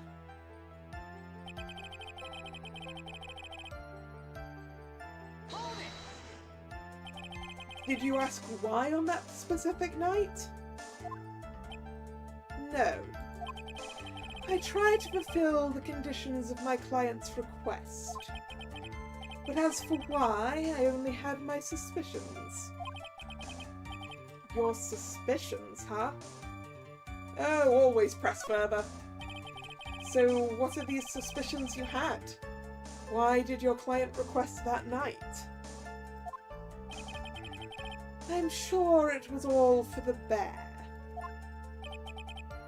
The bear? My client spoke of it. I'm sure there will be a bear-shaped figurine in one corridor's room. I would like you to retrieve that item for me. He must be talking about this bear puzzle. Inside that figurine was a suicide note. Naturally, the victim brought it with him to his hotel room. He was planning to publicly disclose the contents at the press conference, after all. That is correct. And if I had not done the job that night, I would not have known where that bear figurine was. I see. Well, Mr. Wright, was the testimony just now of any importance? Probably.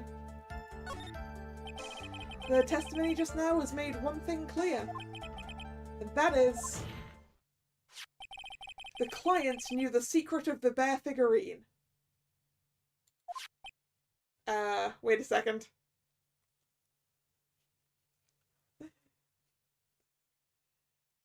Is that where I should be pushing this? Huh? Why is everyone so quiet? Mr. Wright, I think all of us already knew that. Oh, really? Witness, please continue with your testimony.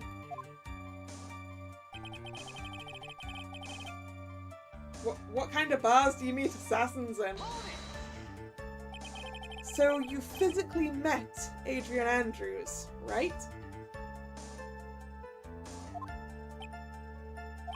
Of course I did. What was that? What was with the brief pause? Witness, I would like for you to give us a few more details. I always meet my clients as a matter of principle. I have never taken a request by telephone or mail. And why is that? That's because I value the trust between a client and myself above all else. And the only way to establish that is to speak to the client while looking them in the eye. Well, Mr. Wright, was that testimony just now of any importance? Probably. Of course it was very important, Your Honor.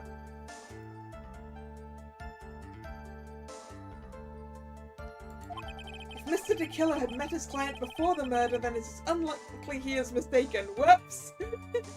Maybe this wasn't important. So you're saying that his client really was Adrian Andrews? I guess so?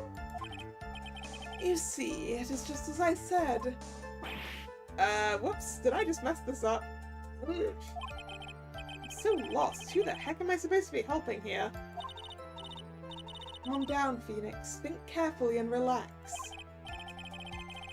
Now then, would the witness please continue?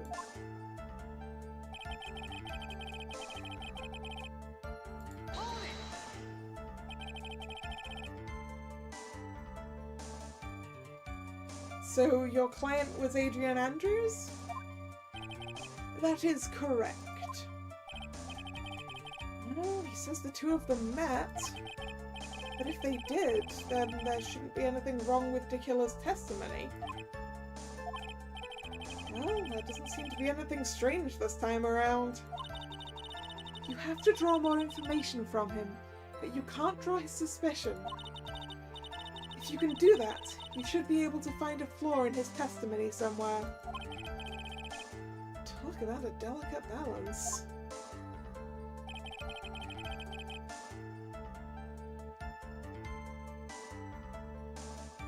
Ah, right.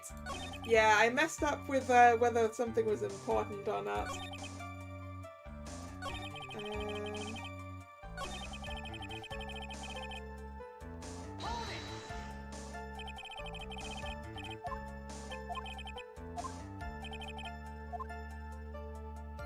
Press it.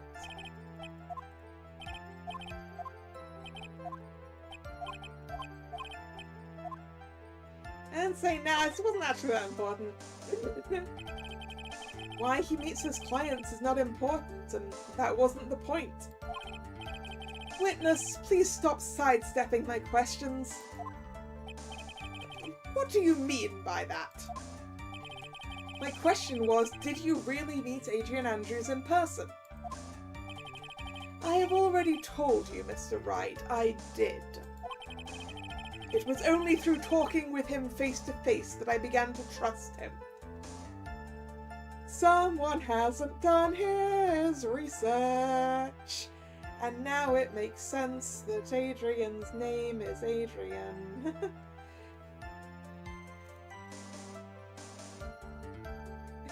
Even though I don't think I've ever actually seen a female Adrian before this.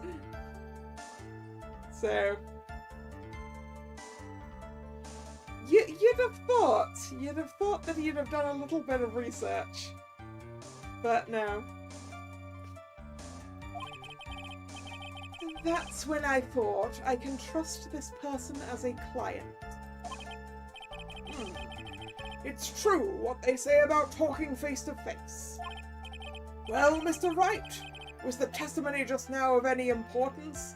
Well, this one was definitely important. If I heard what I think I heard just now, then I think I've got him. Your Honor, I believe the testimony just now was of the utmost importance. Really? If that's the case, witness, please include the statement just now in your testimony. Very well. From the moment I saw him, I thought I can trust this person as a client.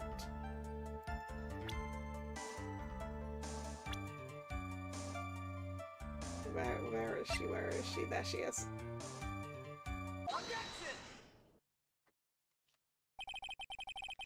I would like to go over this one more time. You met Adrian Andrews at a bar and took the request at that time? Yes, that is correct. And that's when you thought he was trustworthy. How many times must I repeat myself? Yes, that is correct. I'm sorry, but that is an impossible tale. What? Shelley De Killer. You have never met the real Adrian Andrews. Why would you say that? Because you made one very big slip-up about her. So what is the issue? What did you say just now? About her? If you had ever met Adrian Andrews in person, one look would have told you she's a woman. Oh! Oh dear, the receiver broke. Order! Order in the court! Mr. Wright, what is the meaning of this?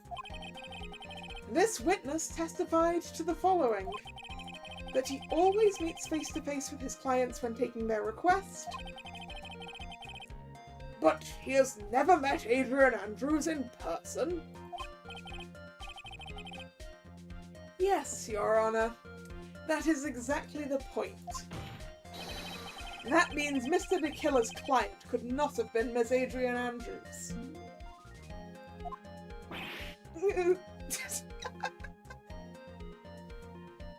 The receiver is sweating oil.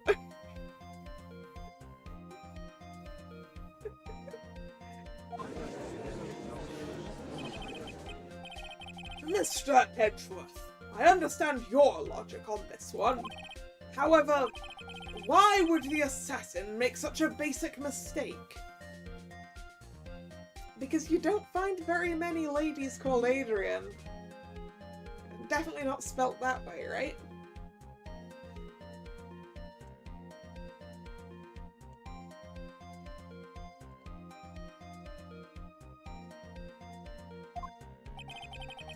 I believe it has to do with her name, Your Honor. Her name? Yes, Adrian Andrews is without a doubt a very androgynous name. I mean, I would have considered it a very masculine name as the assassin did. Just a second. I need to find out. Like, do you get female Adrians? I feel like it would be Adrienne, probably. For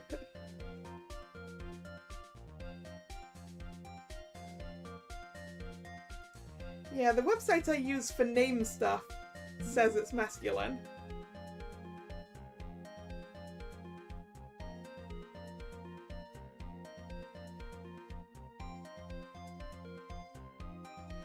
Yeah, and that the feminine form would be Adrienne. With, like, an E on the end and possibly a second N.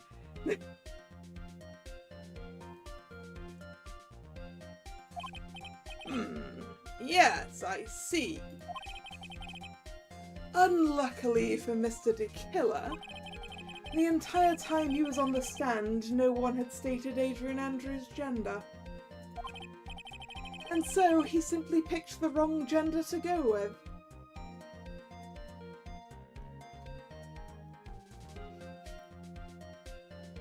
Yeah, if I'd wanted to pick a very androgynous name, I think I would have gone with, like, Ashley or Charlie. Just because, but that's just because those are two names that I've encountered in both genders. And Leslie. I guess everything with a sort of Lee name kind of works.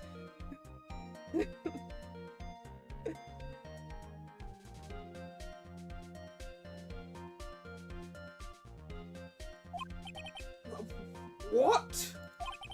What is going on? I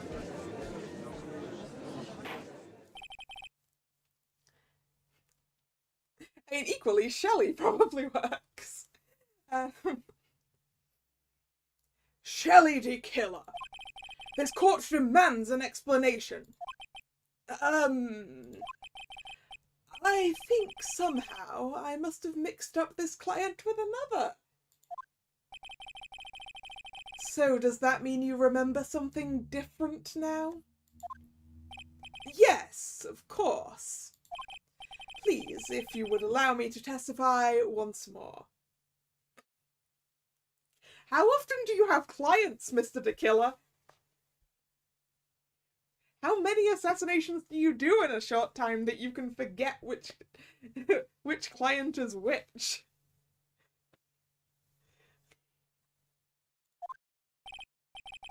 I knew he's just going to spit out more lies. Very well, but this time, please give us the truth, and nothing but the truth. Another testimony. Before we get into this testimony, I am going to take a break to get another drink. I will be right back.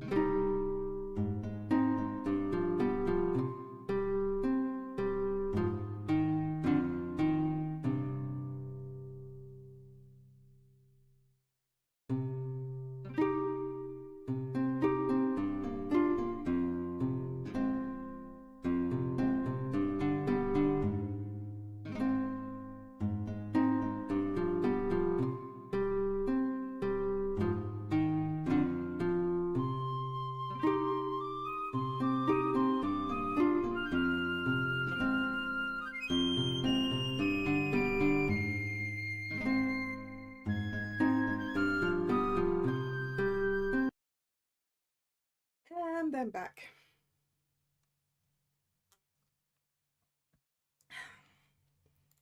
What's he gonna tell us now? Yes, now I remember.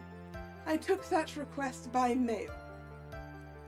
You just told us you don't take requests by mail. There have been times when I took a job without having met my client.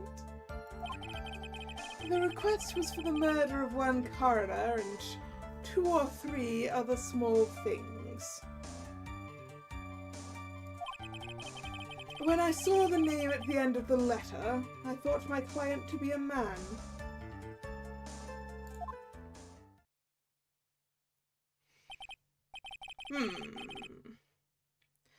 So you took this job through a letter? He didn't mention anything about a letter in his earlier testimony. Well, I mean, he mentioned that he doesn't do that.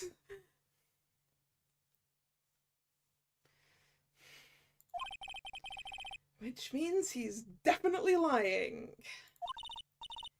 Be careful, Phoenix. If you break the assassin's testimony completely, it's over for us.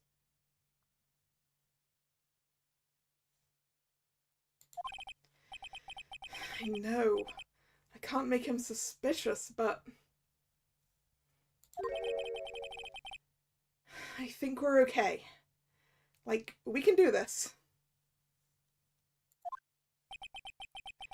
As long as he's standing there across from me, no matter how strong of a punch I throw, he'll counter it.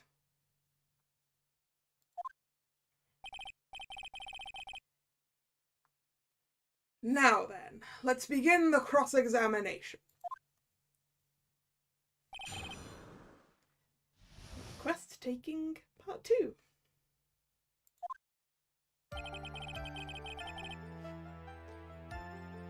Right, yeah.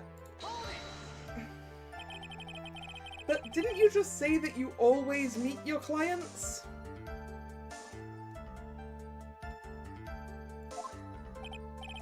Yes, I did say that.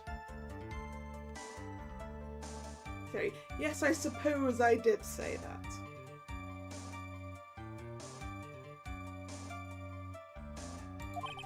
However, there are some clients for whom a meeting is simply not possible. But didn't you meet your client this time? No, I did not. Oh, come now. Let's stop with this game of cat and mouse. Using your silkiest voice is not going to work on me.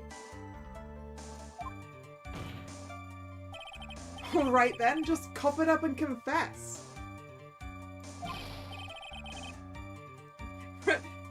Right? Did he not encounter her at all in this?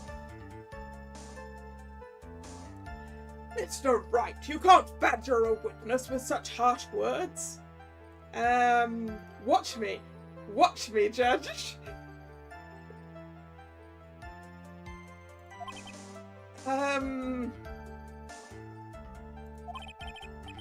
You're a lawyer, so behave like one and present evidence instead of mindlessly yelling.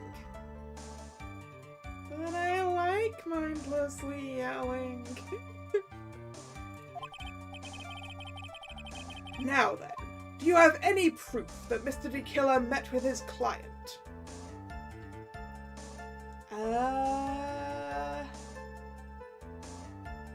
Do I?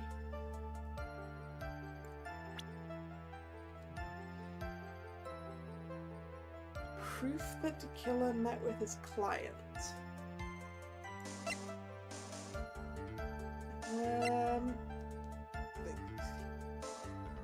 The figurine is a possibility? Source photo, credit card, receipt, stuff there. Transmitted spy camera, picture card. Latest photo. No. Knife, the autopsy reports, suicide reports. Crime photo. No.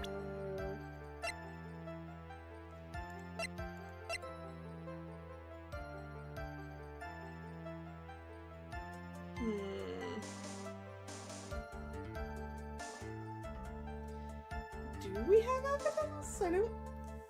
I'm not sure we...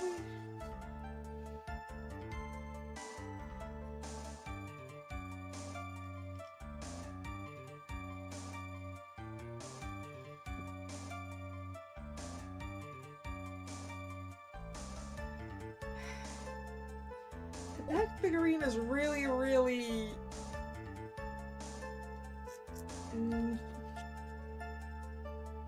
like, not quite obvious enough. No, but we know the bear figurine was handed over. So maybe... But I mean, that would be for afterwards.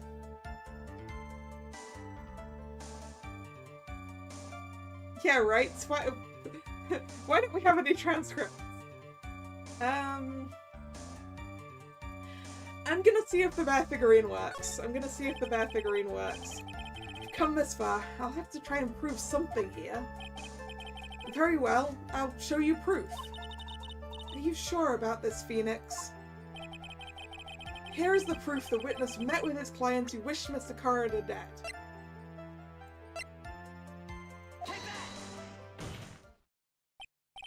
So, what do you think? Oh, no. Okay, it's wrong. You may say, what do you think? However, I am for all intents and purposes a transceiver radio. Oh, that's right. You can't actually see the evidence. Well, I don't think this was one I needed to see. I can hear the pure silence in the air there. Ah, how could I have picked the wrong piece at a time like this? In any case, let's continue with the testimony.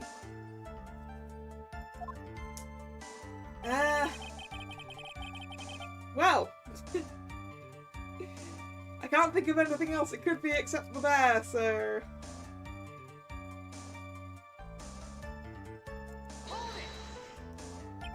And why could you not meet certain clients? Recently, I have been receiving more requests.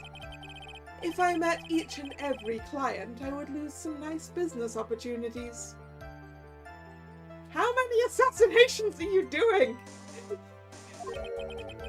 Nice business opportunities. On top of which, the times have changed. It is now the age of information and computers, correct? Well, I have joined the times and now take requests via electronic mail. Well, the assassin has an email address. Electronic mail? Do you have to mail that in a special insulated envelope?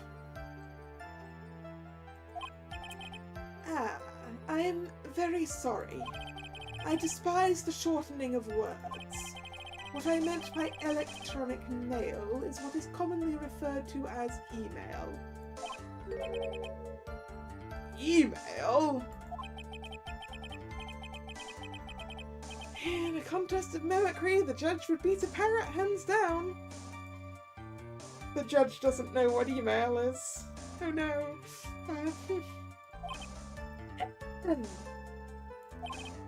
Anyway, so you took this job without having met your client and...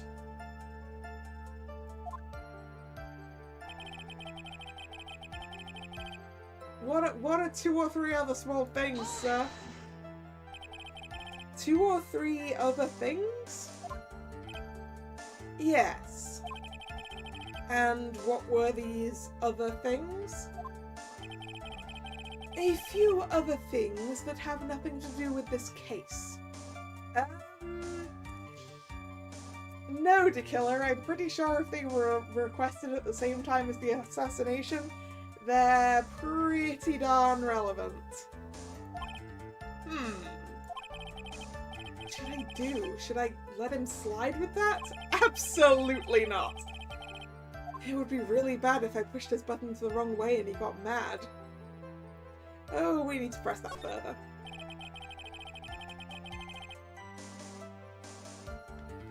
Whether or not they're related to this case is for the court to decide. Mr. Attorney? Yes? Everything I have said from the beginning has been nothing but beneficial to your client. Which is why I wonder what is pushing you to continue with this cross-examination.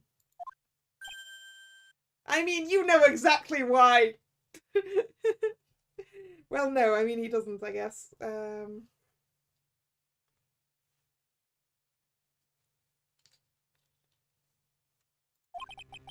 Could it be that you are planning to betray your own client Oh no! The radio is venting steam now! That's... I smell the stench of a backstab. And should you turn out to be one... Oh, wait! This is looking really bad. I shouldn't press my luck. Alright, I have to think. Is this worth pursuing? Yes, absolutely. Always press further. Witness, this is a very important matter. Please cooperate and tell us what these other jobs your client requested were. If it's truly that important, I suppose I don't have much of a choice. The bear figurine. The bear figurine. After the assassination of the target, I was to find that figurine. I was told that this job was just as important as the actual killing. And where was that figurine? It was inside Mr. Corridor's suitcase.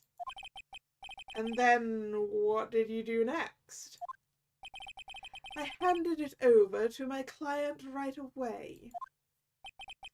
You gave it to your client? Interesting. This information certainly sounds important to me. Witness, please include what you just stated in your testimony. As you wish. Find the bear figurine and give it to Adrian Andrews.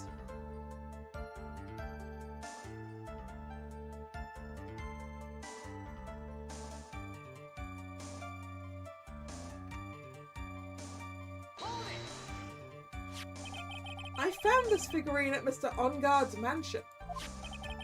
If you gave it to Ms. Andrews, then what was it doing there? I was waiting for her there. That was also part of the plan to frame Mr. Onguard, I'm sure.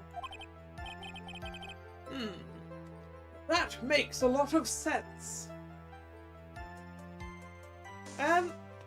No, because if you gave the bear to her, and you were waiting for her in Mr. Onguard's house, then how on earth did the bear get there?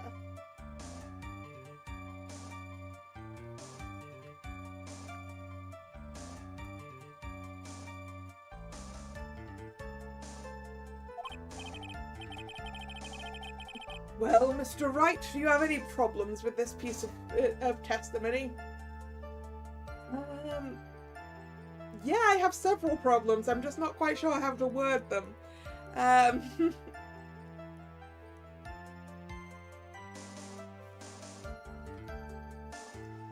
Yeah, there's a contradiction. So, Dekilla says he gave the figurine to Ms. Andrews. But I know somewhere in that statement there's a contradiction.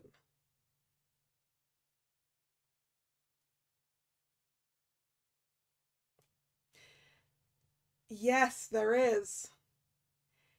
If he gave that bear to Ms. Andrews, the note wouldn't be in it anymore. Assuming she was telling us the truth, that she intended on destroying the note.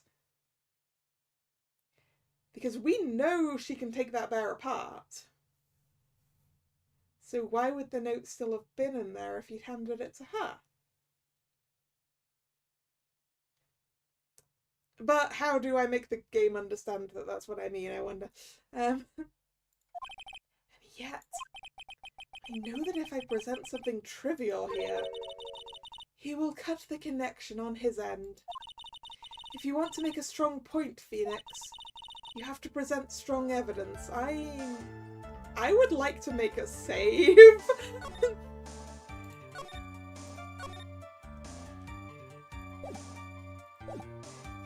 We're getting to a point where it feels like if I make the wrong decision, I'm going to get a game over. She's right. So now what, Dr. Wright? Evidence? Witness, let's go over this one more time. You gave Miss Andrews the bear figurine, and she told you to take the bear and wait for his on-guard mansion? Is that correct? Yes. Where are you going with this? Well, I think maybe you might have remembered a few things incorrectly. What? Battle of wits. Can't let up on him. I don't think it's possible for Miss Andrews to have been the recipient of this bear.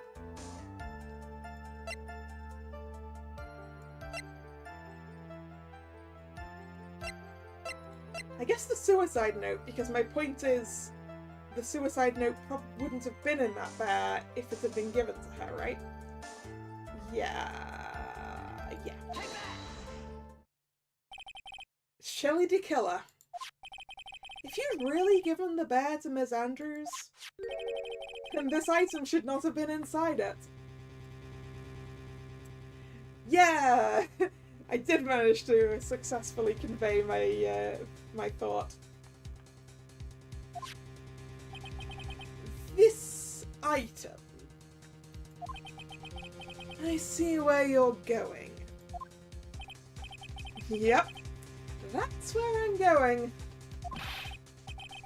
Where is everyone going? Do I need to pack a suitcase?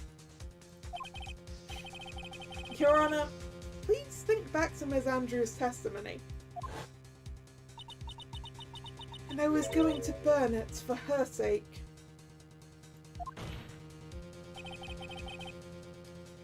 If even for a single minute this bear had actually been in Miss Andrews' hands, I'm sure she would have taken that suicide note out and burned it. Order! Order! Order! So that's where you two were going. So by the very fact that this suicide note is still in the bear, it tells us that your client didn't know how to disassemble the puzzle. Which means... It means, Your Honor, that it is impossible for Adrian Andrews to be the client. Oh!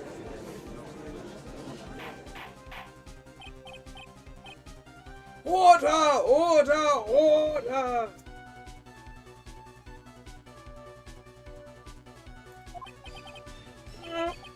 Mr. Phoenix Wright. I'm sure I mentioned this before. How I hate traitors above all else. I think your cross-examination has clearly demonstrated something to me.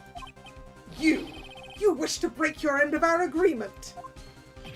No, that's not. That's enough. If that is your intention, then there is only one thing for me to do.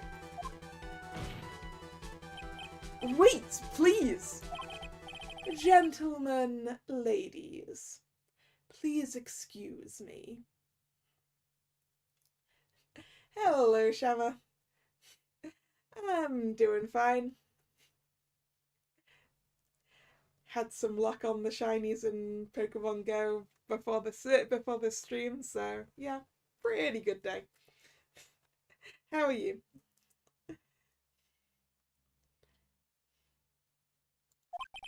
I have a matter that I must attend to.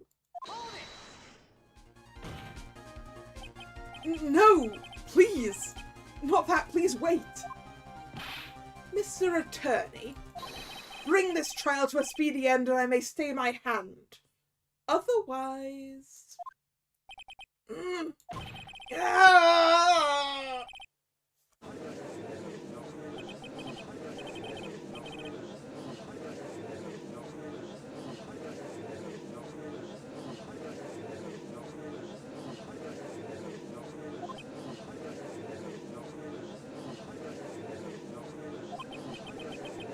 Mr. Edgeworth?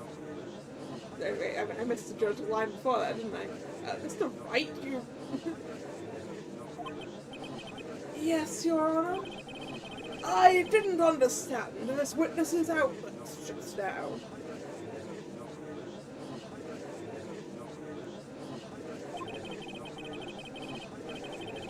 Do you think there is a need to hear more testimony, or is this enough? Well, we should... Edgeworth, we can't do this. If we keep this up, Maya, she'll...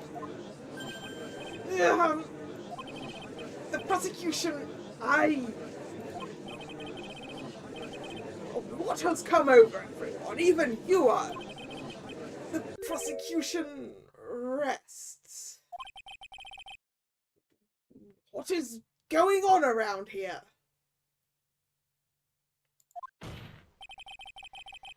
The prosecution has no further questions, Your Honor. What?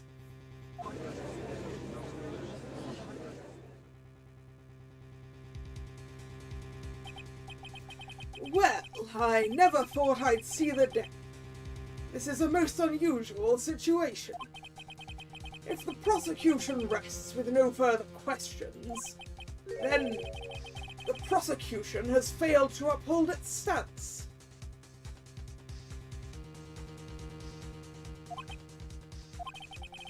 If that is the case, then, even though I am reluctant, I must believe that Mr. DeKiller's testimony is... I must believe that Mr. DeKiller's testimony is accurate. That would mean that Shelley DeKiller's client is Adrian Andrews. Mr. Wright. Yes, Your Honor?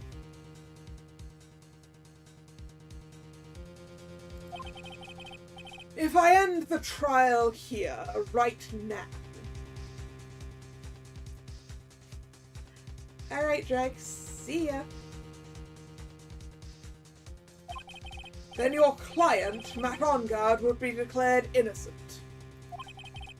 And in his place, Adrian Andrews would be charged with murder.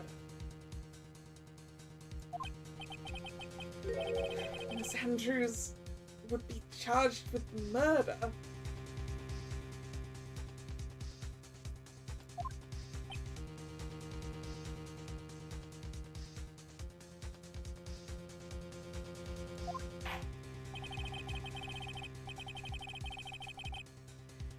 The prosecution has no further questions, so we will now hear the defense's final remarks.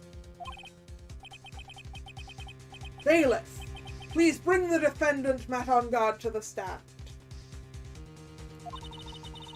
The items from DeKiller's hideout didn't make it in time. We tried as hard as we could, but it looks like our time has run out. Can't believe it. The outcome now lies in your hands.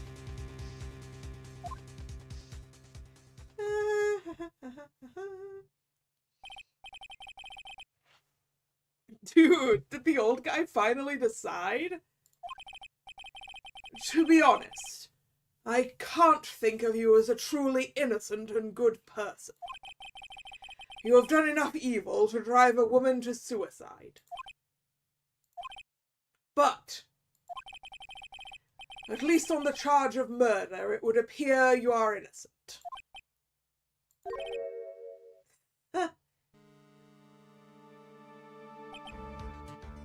So, I guess even the old fuddy-duddy figured me out. Mr. Ongard? What an atrocious lawyer I have, giving his own clients up like this. And that refreshing like a spring breeze crap, it's just as atrocious, don't you agree?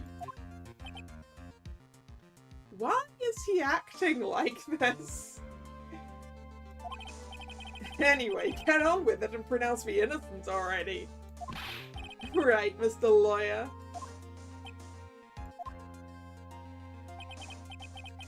Should I side with justice Or should I save Maya's life? You'd better get on guard a guilty sentence, okay? But if I did that, Maya will die. But if I say he's innocent, then Ms. Andrews will be charged as the murderer. Do I say he's guilty or not guilty? Either choice I make, someone's life is going to end. It all hinges on what I choose. Now then, Mr. Wright. Let's hear the defense's final statements on this matter. If the person who hired the assassin was Adrian Andrews, then your client, Mr. Matt Ungard, is innocent. There's no need to ask, old man. After all, my lawyer is going to say what I want, aren't you? Right. I can't do this. I have to decide something. I can't count on the evidence to help me anymore. I have to listen to my heart. My client, Matt Ungard, is...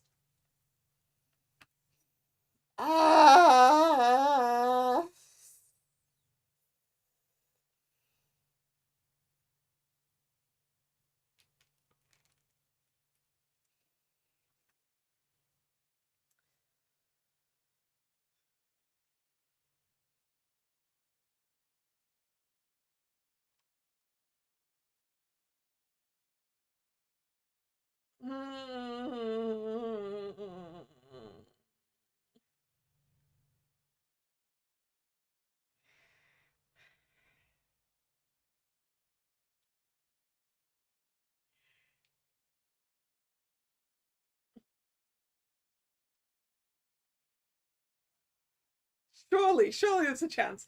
Surely there's a chance. We can still save Maya, right? We can still save everyone, right?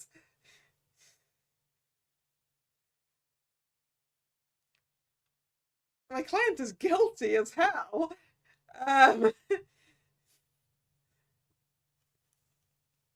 Yeah, there's still a chance, right? Right?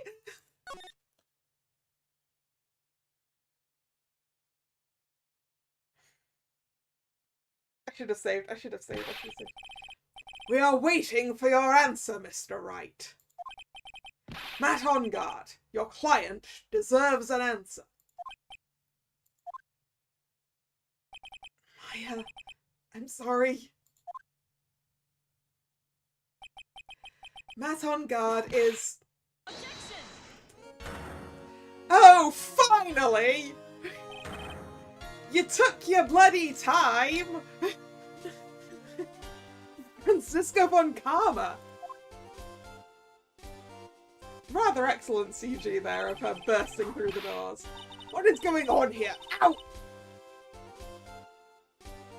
You see now, don't you, Mr. Phoenix Wright? This is exactly why you should never take your eyes off of that scruffy fool. Oh good, you do still have him bugged. Did you bring them? The final pieces, do you have them? You should know better than to ask that, Mr. Miles Edgeworth. Von Karma is perfect in every way. The evidence is here in perfect condition. Don't worry about Scruffy. He's fine and his injuries are minor. All the items are inside this coat. What a filthy old coat this is. That's Gumshoes. I can spot his tattered rags anywhere. I apologise for its ugliness, but there was nothing else to wrap the items in.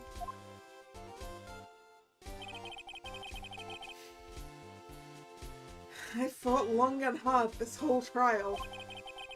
All for what is inside that raggedy coat.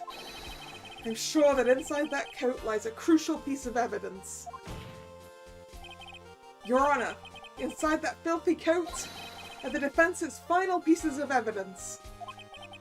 Your final evidence?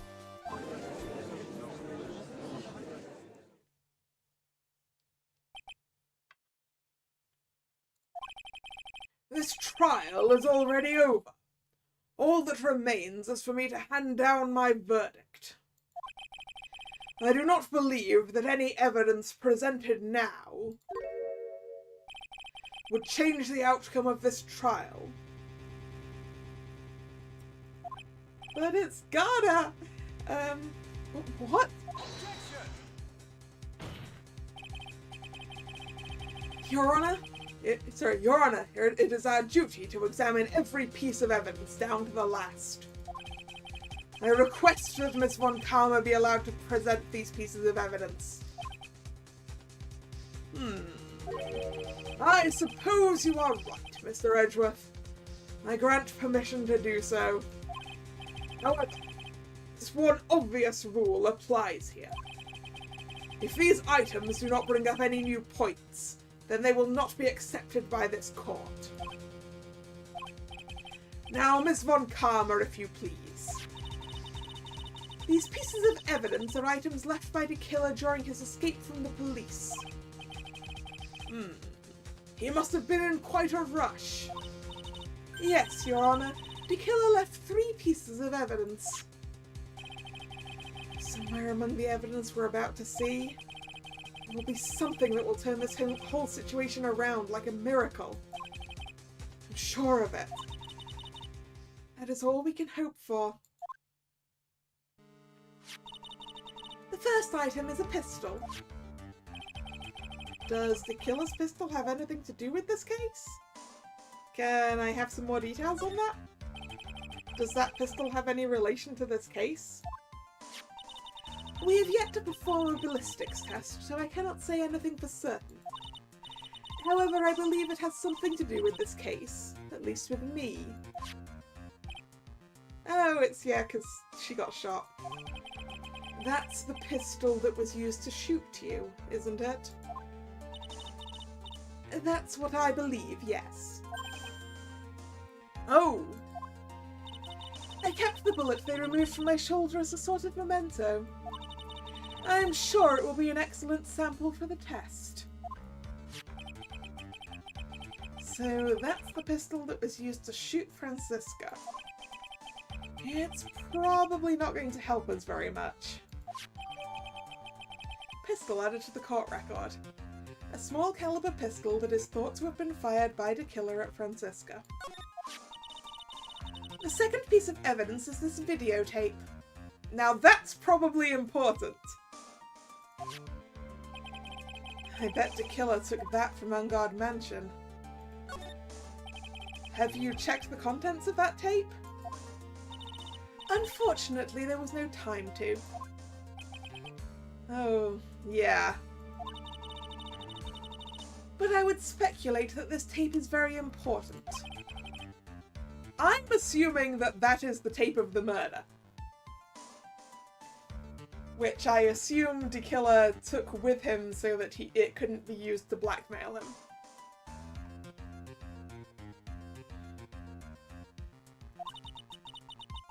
Why would you say that? Because he came back to his hideout for it. The killer went back for it. That's right. It looks like he was trying to recover it. He injured 3 of the officers at the site. But somehow it looks like they managed to protect it from the killer. Shelley the killer is no ordinary man. Videotape added to the court record. One of the items retrieved. The killer violently tried to recover it. Contents unknown. The last piece of evidence is this bellboy's uniform. Well, that's kind of relevant. Is that a uniform from the Gatewater Hotel? Was that used during the crime? I am almost certain it was. There's even a pair of black leather gloves in one of the pockets. There's no doubt about it, the killer was wearing this on the night of the murder. There is one thing I found interesting about this uniform. And what is that? There's a button missing on this uniform. A button? It's a very unique button. I'm sure if we were to recover it, it would provide us with an interesting clue.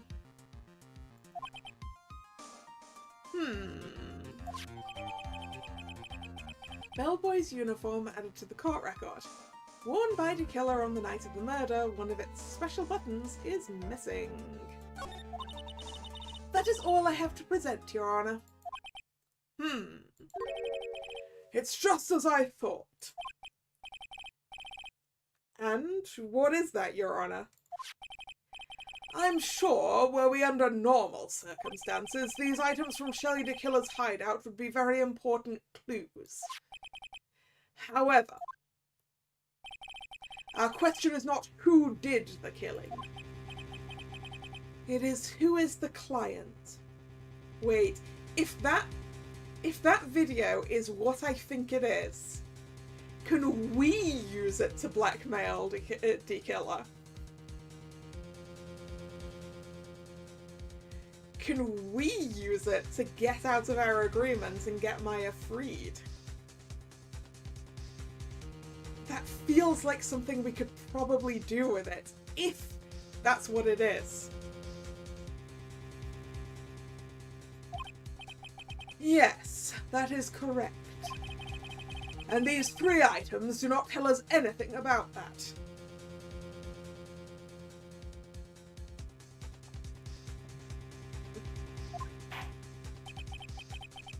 Thank you for your hard work, Ms. Von Karma. You may step down now. Wait, Your Honor! Please allow me to examine this new evidence. Overruled. This court already has all the evidence it needs to hand down a verdict. Wonderful. Absolutely splendid. This judge is such a brilliant man, isn't he? Is this the end? Phoenix? I knew it. There's no such thing as a miracle in this world, is there? I think you're wrong. I think they do exist. But you have to make that miracle happen. You've come this far, you can't give up now. But no matter how you think about it, it's... Welcome back, Drag. Francisca arrived with the evidence. It is the pistol used to shoot her, which is probably not very helpful to us. The bellboy outfit that the killer was wearing when he did the murdering, which is also probably not very helpful to us. And a mysterious videotape that it appears the killer desperately wants to get his hands back on. Which I'm fairly certain is the video of the killer committing the murder that On Guard filmed. And I think we can use it to blackmail the killer into releasing Maya and getting On Guard declared guilty. I hope. But no matter how you think about it, it's... Try, for my sake. Just think about it for a second. There are 2 ways out of this situation for us. 2? The first. Make On Guard wish from the bottom of his soul for a guilty verdict. Huh? The killer will always place his client's wishes first. If On Guard himself wishes to be convicted, then he will let his hostage go. That may be true, but that's asking me to do the impossible. The second way. Force the killer to end his contract with On Guard. If the killer were to no longer think of On Guard as his client, then he would let Maya go. Yeah, that's even more impossible. No, that does feel like the thing I'm trying to do. Kind of. He's a man who values his duty towards his clients above all else. I know both of these seem like impossible feats at first. But if you could make either one happen, it would truly be a miracle. I want to make a save.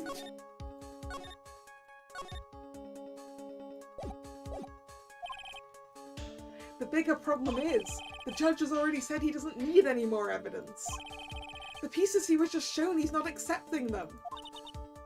Phoenix, think things through from the other side. Isn't that what has always worked for us? The other side? Wait, does she mean... You mean to turn things around? Phoenix, the judge says he doesn't need the evidence. If that's the case, then who does need it? The person who needs the evidence. Well, the killer really wants this tape back. The defense, prosecution, and the judge, we have seen all the pieces of evidence. And that is how we've come to know the truth. But there is one person who has yet to see them all. Well, yeah, it's the killer, because he can't see them. And that person does not know the truth. That truth, it may be what will bring about the miracle in the end. There are no objections this time, correct? Now then, I will pronounce my verdict. Why don't we all respectfully sit back and listen, kids? Objection!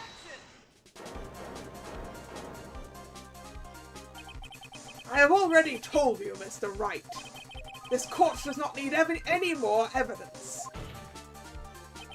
I'm not saying it is us who needs the evidence, Your Honor. Then you want to show the evidence to that person? Yes, Your Honor. Please, Your Honor. Mr. Wright, for you to ask with such passion, I will grant you one chance. One chance. Please show your evidence to who you think is the right person. Oh, we have to pick evidence and person, huh? That's impossible, to turn the situation around in one try. One try. That is all I will permit. I have to try to remember everything that has happened up to this point. Think, Phoenix, think. There must be a way to save Maya while taking on God down at the same time. Now then, Mr. Wright, let's not waste any more time. Who would you like to show evidence to? That would be... Shelly the Killer. I see. And now, tell this court what one piece of evidence you would like to show this person. The blackmail material.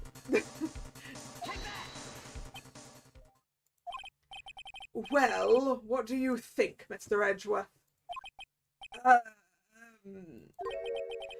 I think there is some merit in showing this evidence to that witness. Bailiff, please bring in the transceiver from earlier. Alright. Looks like I managed to convince him.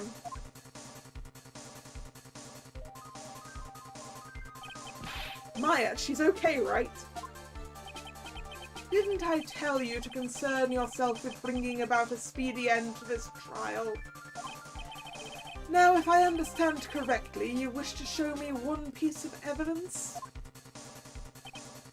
Yes, one is all I need. I have here a videotape. It was found at your hideout. I heard you injured 3 officers in your attempt to get this back. That was most regrettable. However, it was an order from my client. I was told to protect that videotape. I thought so. I'm afraid I seem to have failed in that regard. Do you know the contents of this tape? I was sternly told by my client to not watch it. Well, yeah, because you wouldn't have protected it otherwise. So I have absolutely no idea. Actually, you were on this tape. Phoenix is bluffing his ass off. I mean, I've made the same assumption he has, but we are both absolutely bluffing our asses off. It could be anything on this tape. Me? There was a video camera hidden at the crime scene. Your actions were being recorded. What? Is that true, Mr. Wright? Who was it that planted a camera? Well, the only person who could have placed a camera at the scene of the crime would be your client, naturally.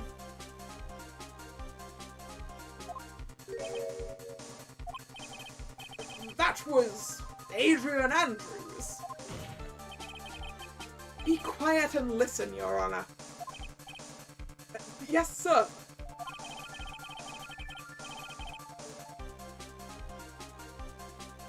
Drag, we are using this bluff to make Killa stop lying. To make him mad enough at On Guard to actually throw his name out. Your client specified a place and time for you, isn't that right? Yes. That was so they could film you. I had no idea. Mr. Wright, why would my client do such a thing? I would like to know why. Why did Matt On Guard film the crime scene? The reason why he did that is my ticket out of this whole mess. There's only one reason why your client would secretly film the crime scene. They wanted blackmail on you. Your client once told me something very interesting. Oh yeah, he literally told us that that was what he did, right? We were talking about you, and this is what they said. But I'm no weakling. I don't believe anyone, least of all assassins. Oh, come now, Mr. Wright. Assassins aren't above blackmail. Yeah, that's where the video comes in. With that, I can keep him at bay and even blackmail him if I want.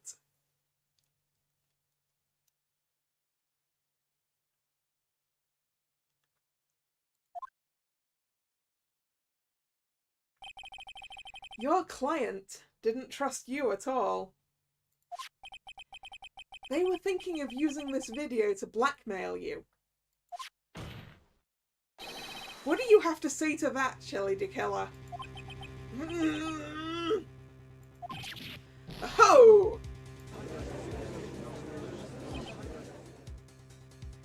Oh, we've gone through all of the emotions of Receiver.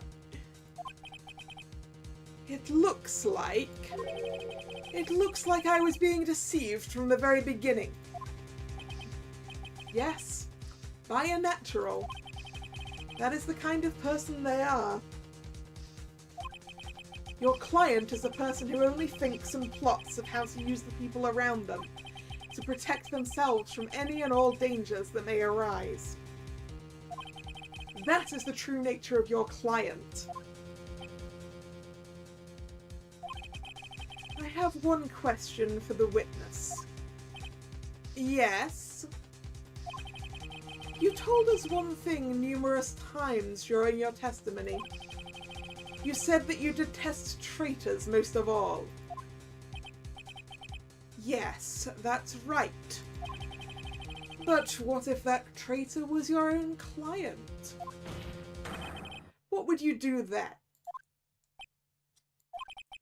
That's obvious. I would break our contract in that case. And then, that client would become my next target. For the honor of the Killa name, even if it takes an eternity, I would follow that person to the ends of the earth to exact my punishment.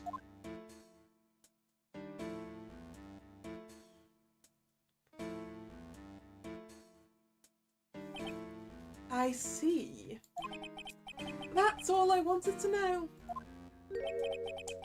So the traitor becomes the killer's next target. Ah, I get it. This is how we'll turn this case around. Oh, yeah, because I guess we could go for option 1 a little bit here. And be like, maybe Matt on Guard would like to be in jail.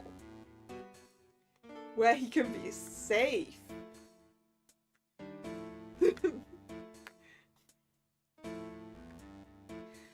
Of course, murder, I believe here, does carry a death sentence, so, well. Mr. Wright. Yes? My contract with my client is over as of now. I seem to have a new job on my hands. I will now return to you your precious item. What the? I'm not an item! I thought I'd never see you again. Oh, thank goodness.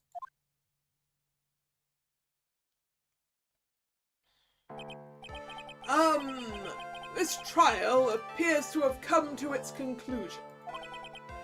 However, I am sort of... I don't quite know what just happened there with the client and the witness and... That's Von Karma, where did that... She always has you in her sights. Now, I do believe it's time to finally hand down a verdict.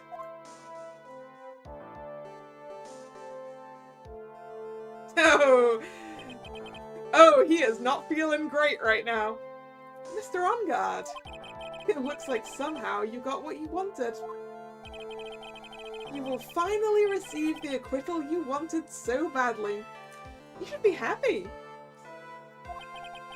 But before that, I would like to make one final statement. Sometime in the near future, one very betrayed assassin may appear before you. Needless to say, that man is very good at what he does. I'm sure you would understand what I mean if you watch this video. Help me! Now then, Your Honor, the verdict, if you please. Is this all right with you, Mr. Wright? We have finally reached the end of a very long battle. Whether he's convicted or acquitted, there is no escape for him now. Go on, Phoenix. Plead whichever way your heart tells you. Right, Chief. That would be guilty. Matt on Guard? Even though I'm a lawyer, I cannot make your crime disappear. I think the guilty verdict is appropriate here. Me? My wonderful self? Guilty?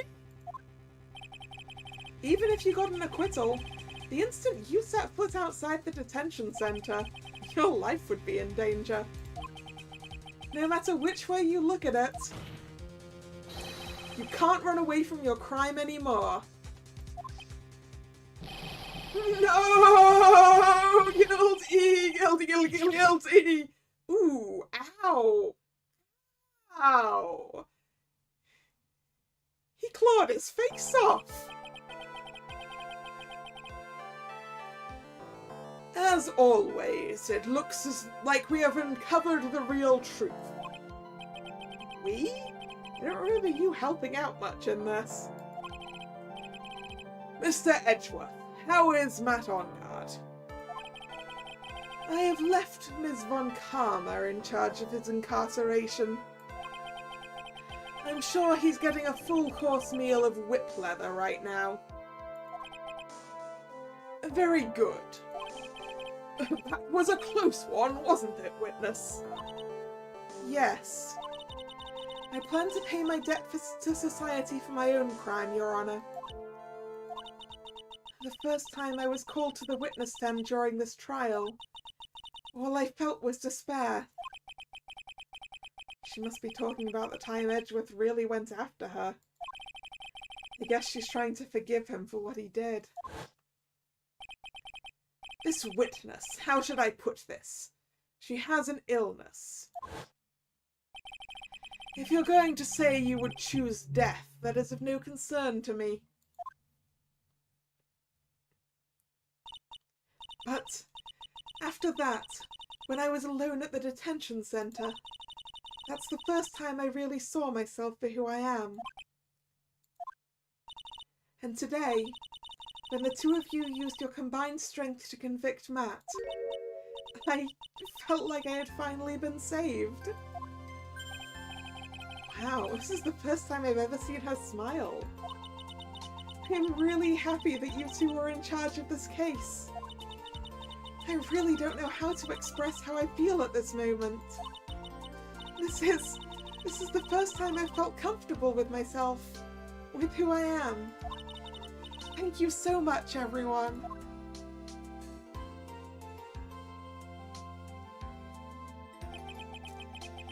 It looks like we have resolved everything at last.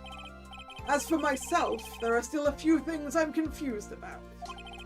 But everyone seems to be in good spirits. And that is good enough for me. That is all. This court is adjourned. Do we not get a lovely little woo, guilty? No? Okay. Boo. March 23rd, 5:14 PM, District Court, Defendant Lobby number 3. You were great out there, Phoenix. What I did out there was right, wasn't it? This is the first time you've not gotten your client off. You got them a guilty verdict this time. But you have to look past all of that to what's really important. You now realise that there is something more than just getting a not guilty, right? Yes, I understand now. Phoenix, think back for a second. Think to the moments before Ms. Von Karma arrived with the final pieces of evidence. Think about the incredible decision you had to make. Guilty or not guilty? Now then, Mr. Wright. Let's hear the defence's final statements on this matter. I can't count on the evidence to help me anymore. I have to listen to my heart. Should I side with justice? Or should I save Maya's life? My client, Matt Ongard, is he guilty or is he not guilty? Those were your choices then. And your answer? Your answer spoke to what being a lawyer means to you. Right! Edgeworth! I have good news. Maya is now safe in police custody. Really? Miles! You're telling us the truth, right, Mr. Edgeworth? Yes, she's quite safe. She is on her way here as we speak in a patrol car.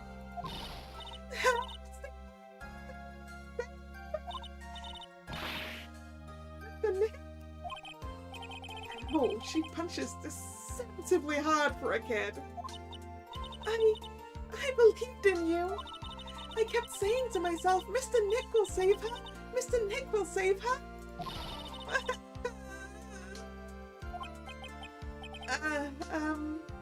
Thanks. Oh! What's wrong? Miss Von Karma. About earlier, thanks. Why are you still smiling, Mr. Phoenix Wright? You lost! Your perfect win record has now been crushed. And yet, you're still happy? I don't think you'll ever understand, Miss Von Karma. Thank you. Don't worry. She may in time. After all, I was like that myself until a year ago. Edgeworth. For my own personal victories, and for guilty verdicts.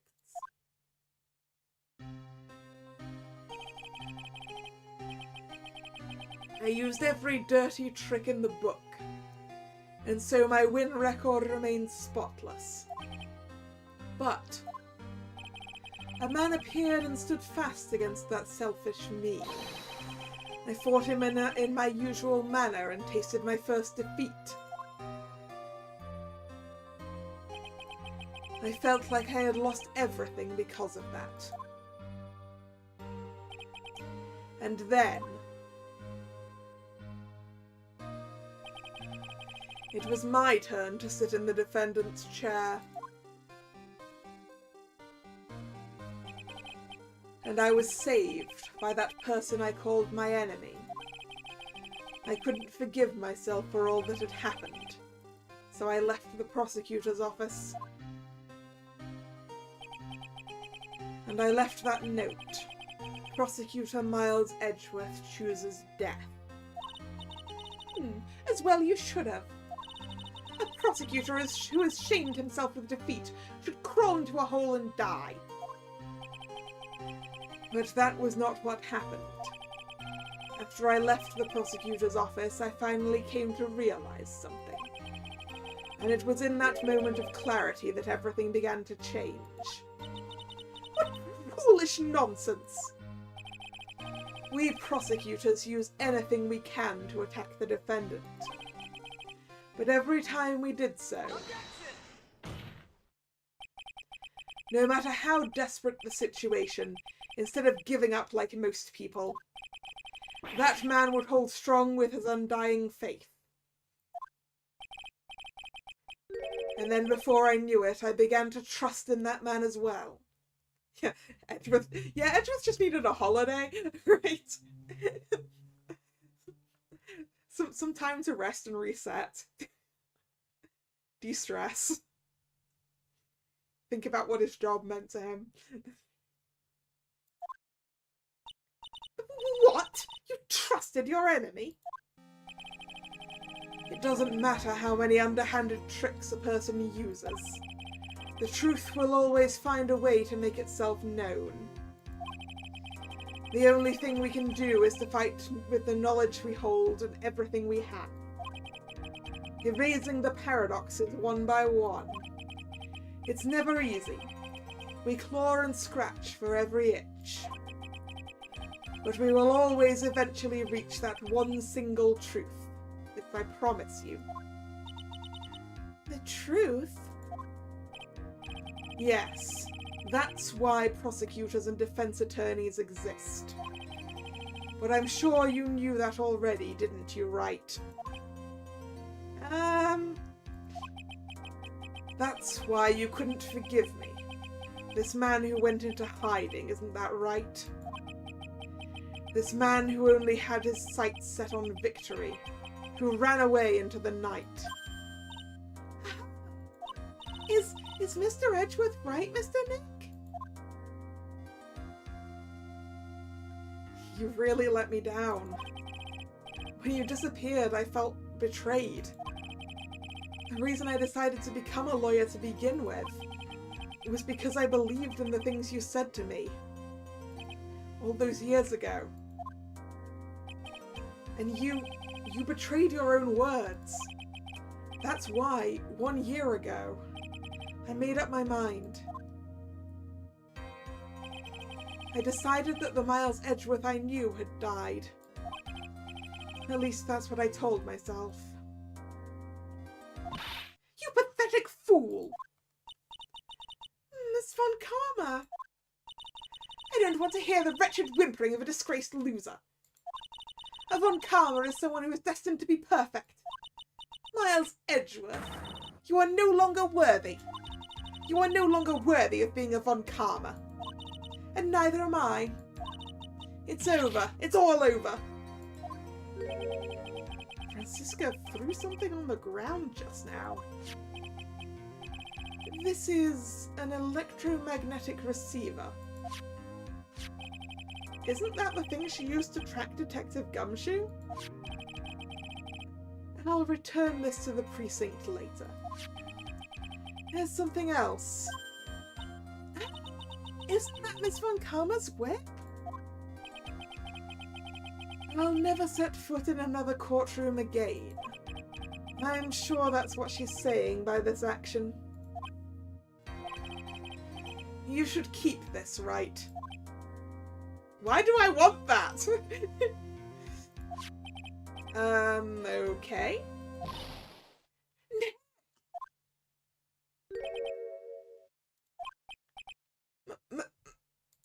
Maya! Mystic Maya! Mystic Maya! Aww, look at everyone so happy. Happy tears. Yeah, we got a souvenir, right?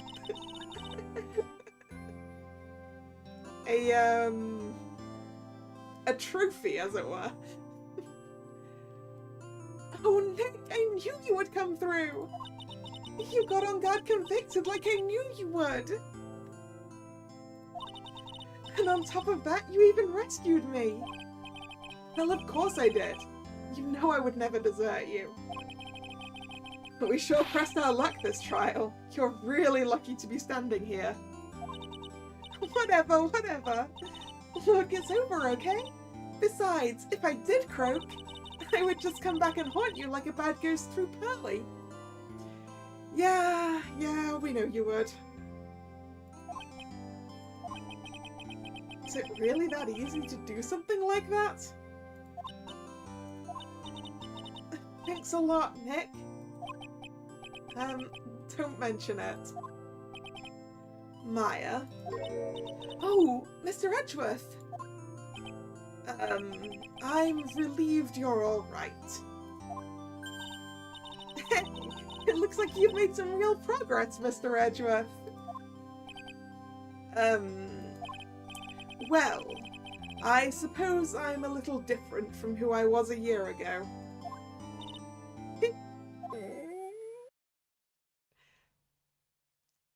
Oh yeah, we need to go get pizza, right? Pearl wanted to know what pizza was. Alright, I think it's time we got out of this depressing place. Huh? Oh, where are we going? Food, Nick, food! Grub, chow, I'm starved! What we really need is a buffet place. An all-you-can-eat buffet of something. For Maya's sake. I'm so hungry, even you look like a nice juicy burger on a bun to me, Nick. You think I look like a burger? I'm a prime rib at least. Come with us, Mr. Edgeworth, please. If you insist. Alright, so how about we hit up our usual burger joint? Don't be silly, Nick. Huh? This case messed up that awesome evening and got in the way of my gourmet food. So I've decided we have to make it up by having another feast. Another feast? Come on, Nick, food! As I said, we need an all-you-can-eat buffet. Yep, back to the hotel. March 23rd, 7:38 PM. Gatewater Hotel, hotel lobby. Sorry to keep you guys waiting. Oh, Gumshoe. I hope your head's okay. Gumshoe, are you alright? Yeah, but I'm really embarrassed. I didn't think I would hit a telephone pole of all things. I told you to drive safe, Gumshoe. At least you didn't hit another car. A telephone pole. And it wasn't a red light that got him. You did it. You did it again. No. Lot of voice. You did it. No. Can't find my Lotta voice again. You did it again, City Boy! No, that's not right either. I felt like my dear old heart was gonna give up on me, and I ain't joking. Yeah, it was more exciting than the last episode of The Steel Samurai. Thanks. Now looky here, Mr. Snooty Prosecutor. Don't you reckon you bullied Mr. Right too hard? If you don't start being a lot nicer to him, he might kick it. Tonight, even. No, that is definitely not my Lotta voice, but that's the best I can do today, apparently. I'll keep that in mind.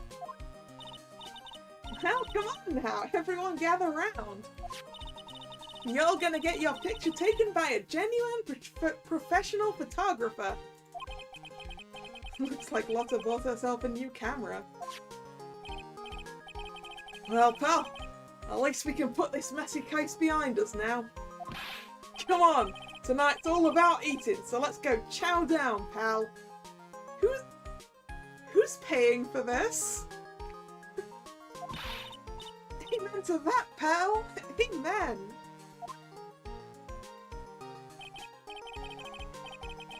You know, when you think about it, you were the one who saved the day, Detective. Huh? Me? You really think so? He's right. If it wasn't for the 3 items you took, I think this trial would have had a very different ending. Well, you know, it's... Oh, wait. That's odd. When I ran off with the things from Tequila's hideout, I was sure I took 4 things in total, sir. What? 4? Yeah, I'm sure I put one of the items in my coat pocket. There was a 4th item? Oh, come on, y'all, it's over. Oh boy, I tell you, you really are something else. Between getting accused of murder and getting kidnapped, never a dull moment with you, huh? You think? Why does she look so happy about that? Being shut away for 2 whole days. Weren't you scared? Yeah, it was really scary. I felt so hopeless. So to keep my mind off things, I drew a picture. Sounds like you had it rough, yeah? So where's this picture of yours? Yeah, I want to see it. I want to see Mystic Maya's picture. You know, I don't know where it went. Oh, that's too bad. Well, it's alright. It wasn't anything important anyway. Ah. It sure is nice to finally see them both smiling again.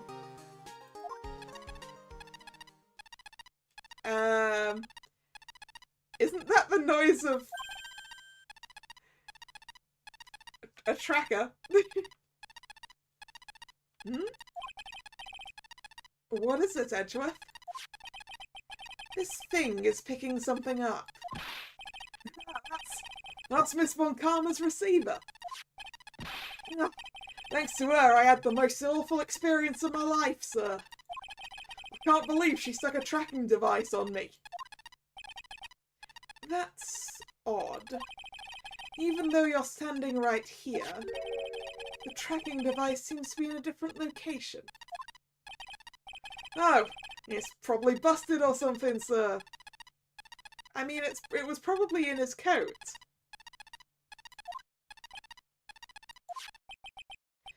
Well, it doesn't matter. I'm afraid it's about time for me to excuse myself. I still have some work to do. Oh, but Mr. Edgeworth, you haven't even eaten anything yet. And you've eaten way too much, you glutton. No, Mr. Wright, we can't say that Maya's eaten too much. She hasn't had anything to eat in 2 days.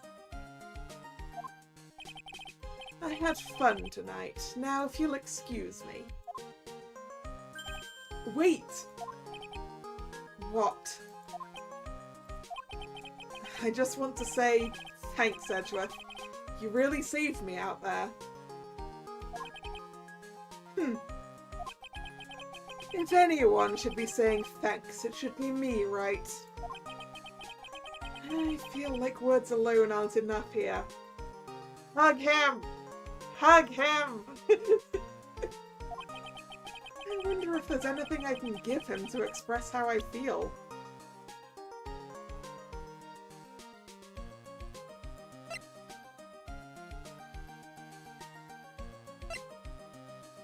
We do have the whip!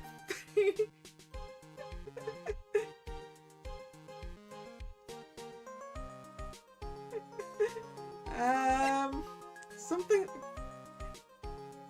Phoenix, something that you can give Edgeworth to express how you feel is a hug. But clearly that's not something I'm allowed to pick right now.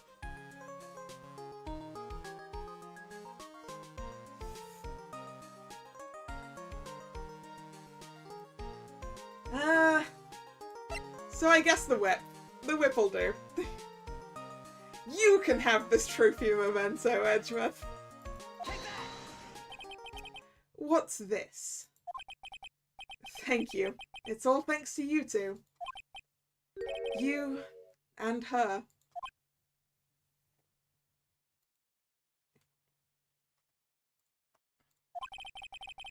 You don't need to thank me. I was only doing my job.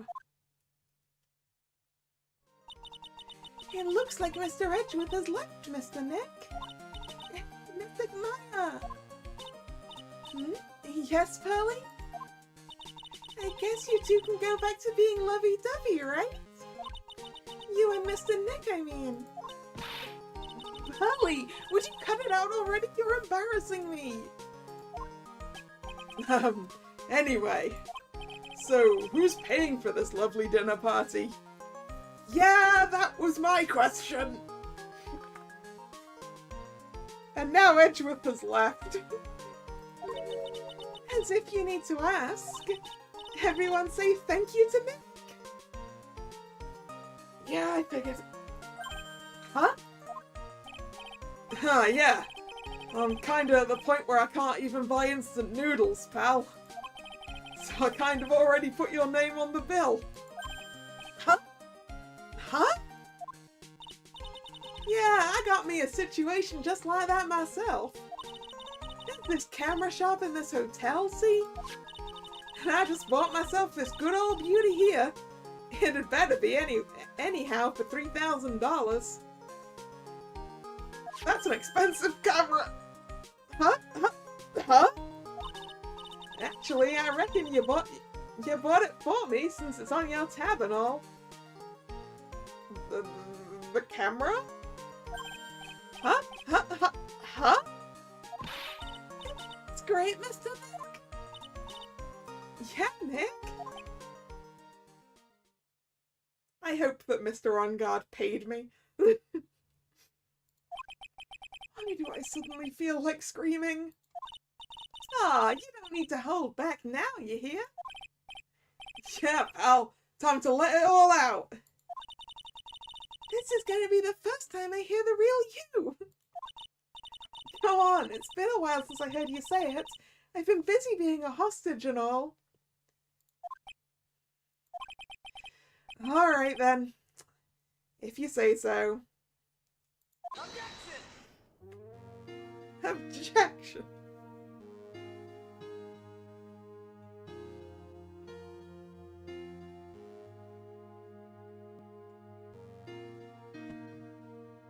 You really came through for me, Nick. I had to hide that letter, but I knew you'd find it. I really feel like I've been living on the edge lately. I mean, I've escaped death 3 times now. Pretty cool, huh? I feel like a pro.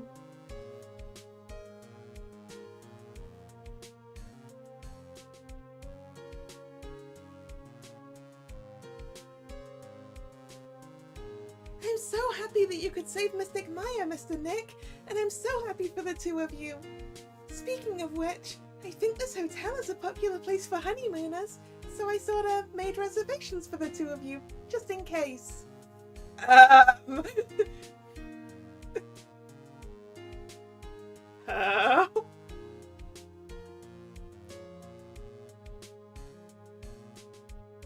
Well, pal, looks like I'm back on the force again.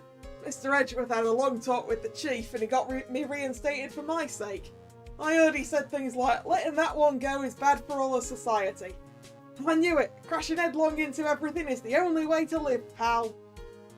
Not when you're crashing headfirst into telephone poles.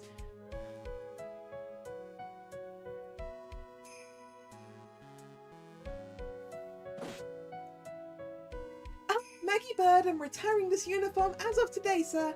I'm going to be a waitress from now on. And bring smiles and joy to the people who come by the restaurant, sir. I hope you'll stop by sometime, Mr. Wright.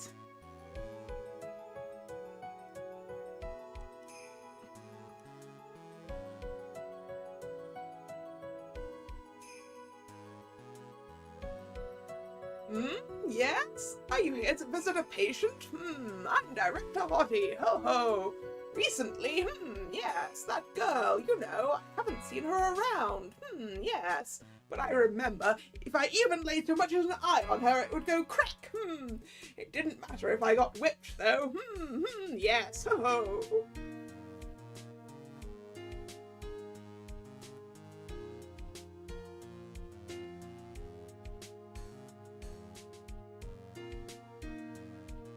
It's time to begin our quest of world circus domination, sweetie! And to let the world know we are serious, I plan to make a fabulous flight to Zimbabwe! So what do you think Zimbabwe's like? Do you think the castle's made of cake and bunnies who can talk? I think if there are any talking bunnies, even they won't laugh at most jokes.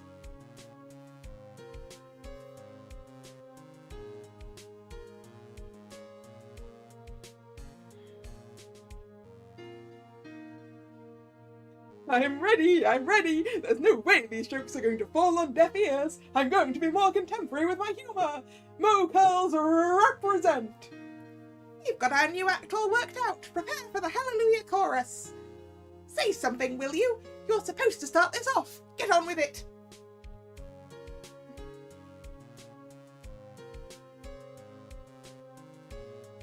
Why have they not cleaned it up?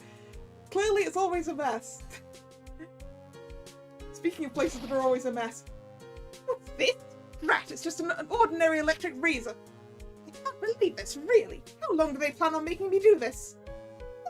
That's Jupu's idea, so it means it must have a deep hidden meaning. But why do I get the feeling they wouldn't forget about me, would they? It was never like this in the old days. Everyone thought the world of me. They used to call me the Queen Wendy and treat me like royalty, and any man who hasn't heard of me is going to feel the pain of my heel. They're going to feel the burn. Playing with fire is very dangerous because the warehouses, they saw the scenery and they burned down, and she's still really, really fast. And we did forget about her.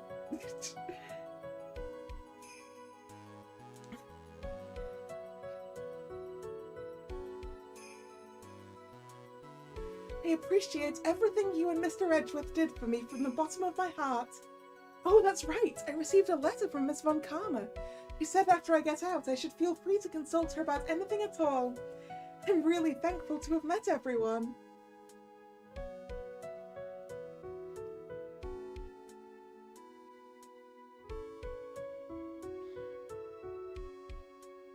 It has become difficult for me in this country as of late. As such, I will take a short leave of absence. If you would like to request my services, please be sure to visit my homepage. May we both be blessed with longevity. You've got a homepage!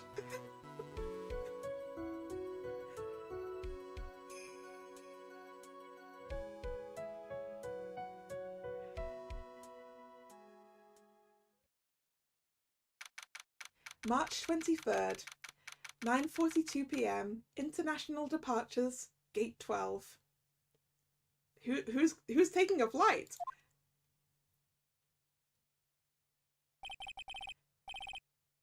Where are you going, Francisca? How did you know I was here? With this. That's... I heard you were planting things on a certain person. Things like tracking devices in his coat, for example. That's just like you. I only planted it there because he was always wearing it. This filthy drab coat of his. You were still carrying it? I don't know how it ended up in my luggage. But it's going in the trash, I promise you that. Can we just return it to Gumshoe? He's missing it. He doesn't look right without it. Oh, that's right. Speaking of that man, he told me something very interesting. When I ran off with the things from Tequila's hideout, I was sure I took 4 things in total, sir. 4 things? It seems he put the last one in his coat pocket. Yeah, I guess you're gonna get to find out, Drag. He put it in here? It doesn't matter anymore. The case is already over. What are you going to do now? That's none of your business. Are you running away? Shut up! You don't understand a thing. You can't possibly understand what it means to be Manfred von Karma's daughter. Franziska. So many expectations from everyone around me. Expectations I must fulfill. I'm expected to win no matter what, and failure, such a thing is not an option for me. My father was a genius, there's no doubt about that. But me, I'm no genius. I've always known that. But I had to be one, I had to. You may not be a genius like your father, but you are a prosecutor. You have and always will be. Also, I don't think your father was a genius, Franziska. He was a crook. A genius of a crook, I suppose, but... No, I'm not. Not anymore. I've even thrown my whip away. Ah! It's a good thing we gave Edgeworth the whip. Now he can give it back, I suppose. Speaking of that, Wright gave me this to hold on to. Right. You knew something like this would happen, didn't you? I'm going to say this again. We prosecutors do not fight for personal honor or pride. I hope you will think deeply about what you should be striking down with that whip.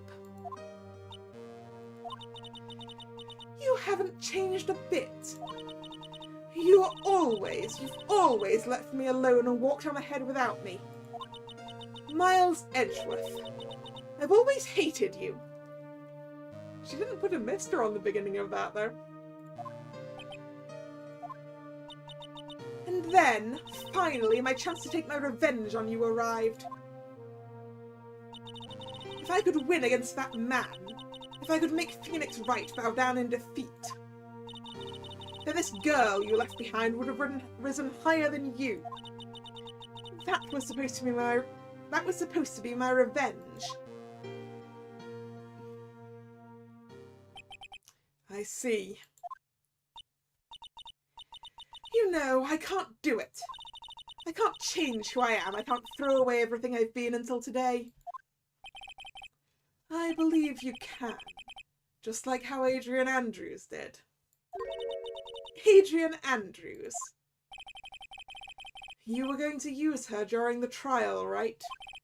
But you were dependent on your father by using his tactics, isn't that right? Today, you chased after me, after I had left you behind all these years. And that's why we're standing here now, side by side. But I have no intention of stopping. If you say you're going to quit your walk down the prosecutor's path, then this is where we part ways, Franziska von Karma. Oh,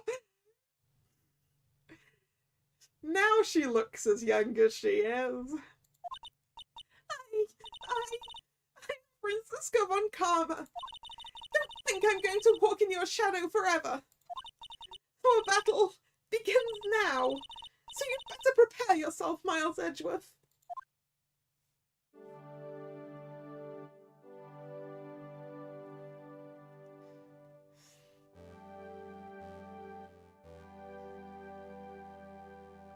Goodbye, Franziska. Phoenix Wright, one day, someday, I'm sure we'll meet again in battle. Until then, this last piece of evidence that never made it to you, I'll take good care of this fourth piece, so I can give it to you when at last we meet again.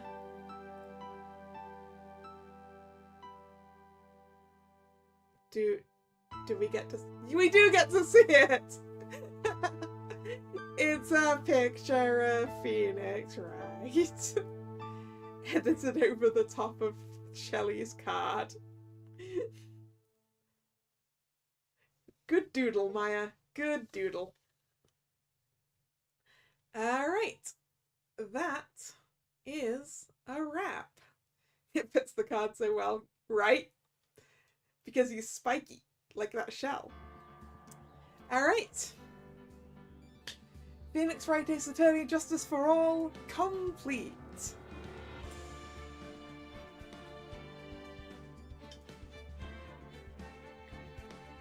The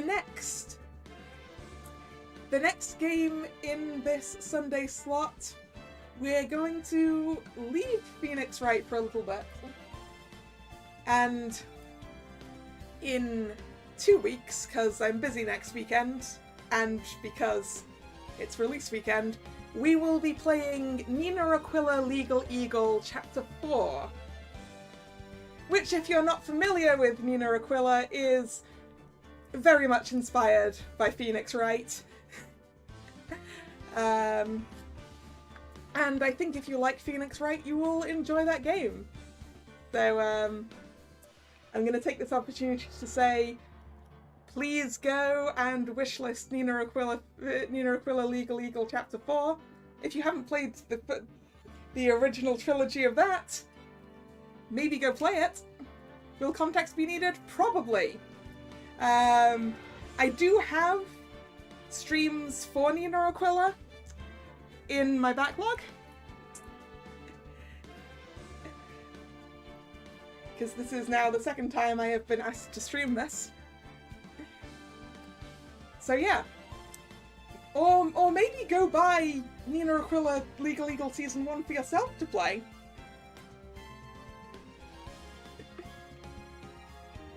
So yeah. Anyway, aside from that, thank you very much for joining me for this. It's been fun. If you're new here and you've enjoyed your time, please consider subscribing to the channel. You can also follow me on social media, which is linked in the description box. The streaming schedule for this channel is both over on social media and over here on YouTube. It's in the posts tab of the channel. This was the last scheduled stream of this week, so there will be a new schedule up later tonight. The next stream will be tomorrow, Monday, 7 PM, to finish up Iochi's route in Charade Maniacs. It could be a very short one, I have no idea. But I hope to see you then, or another time. Once again, thank you very much for coming, and this is Kalla signing out. See ya! Bye bye!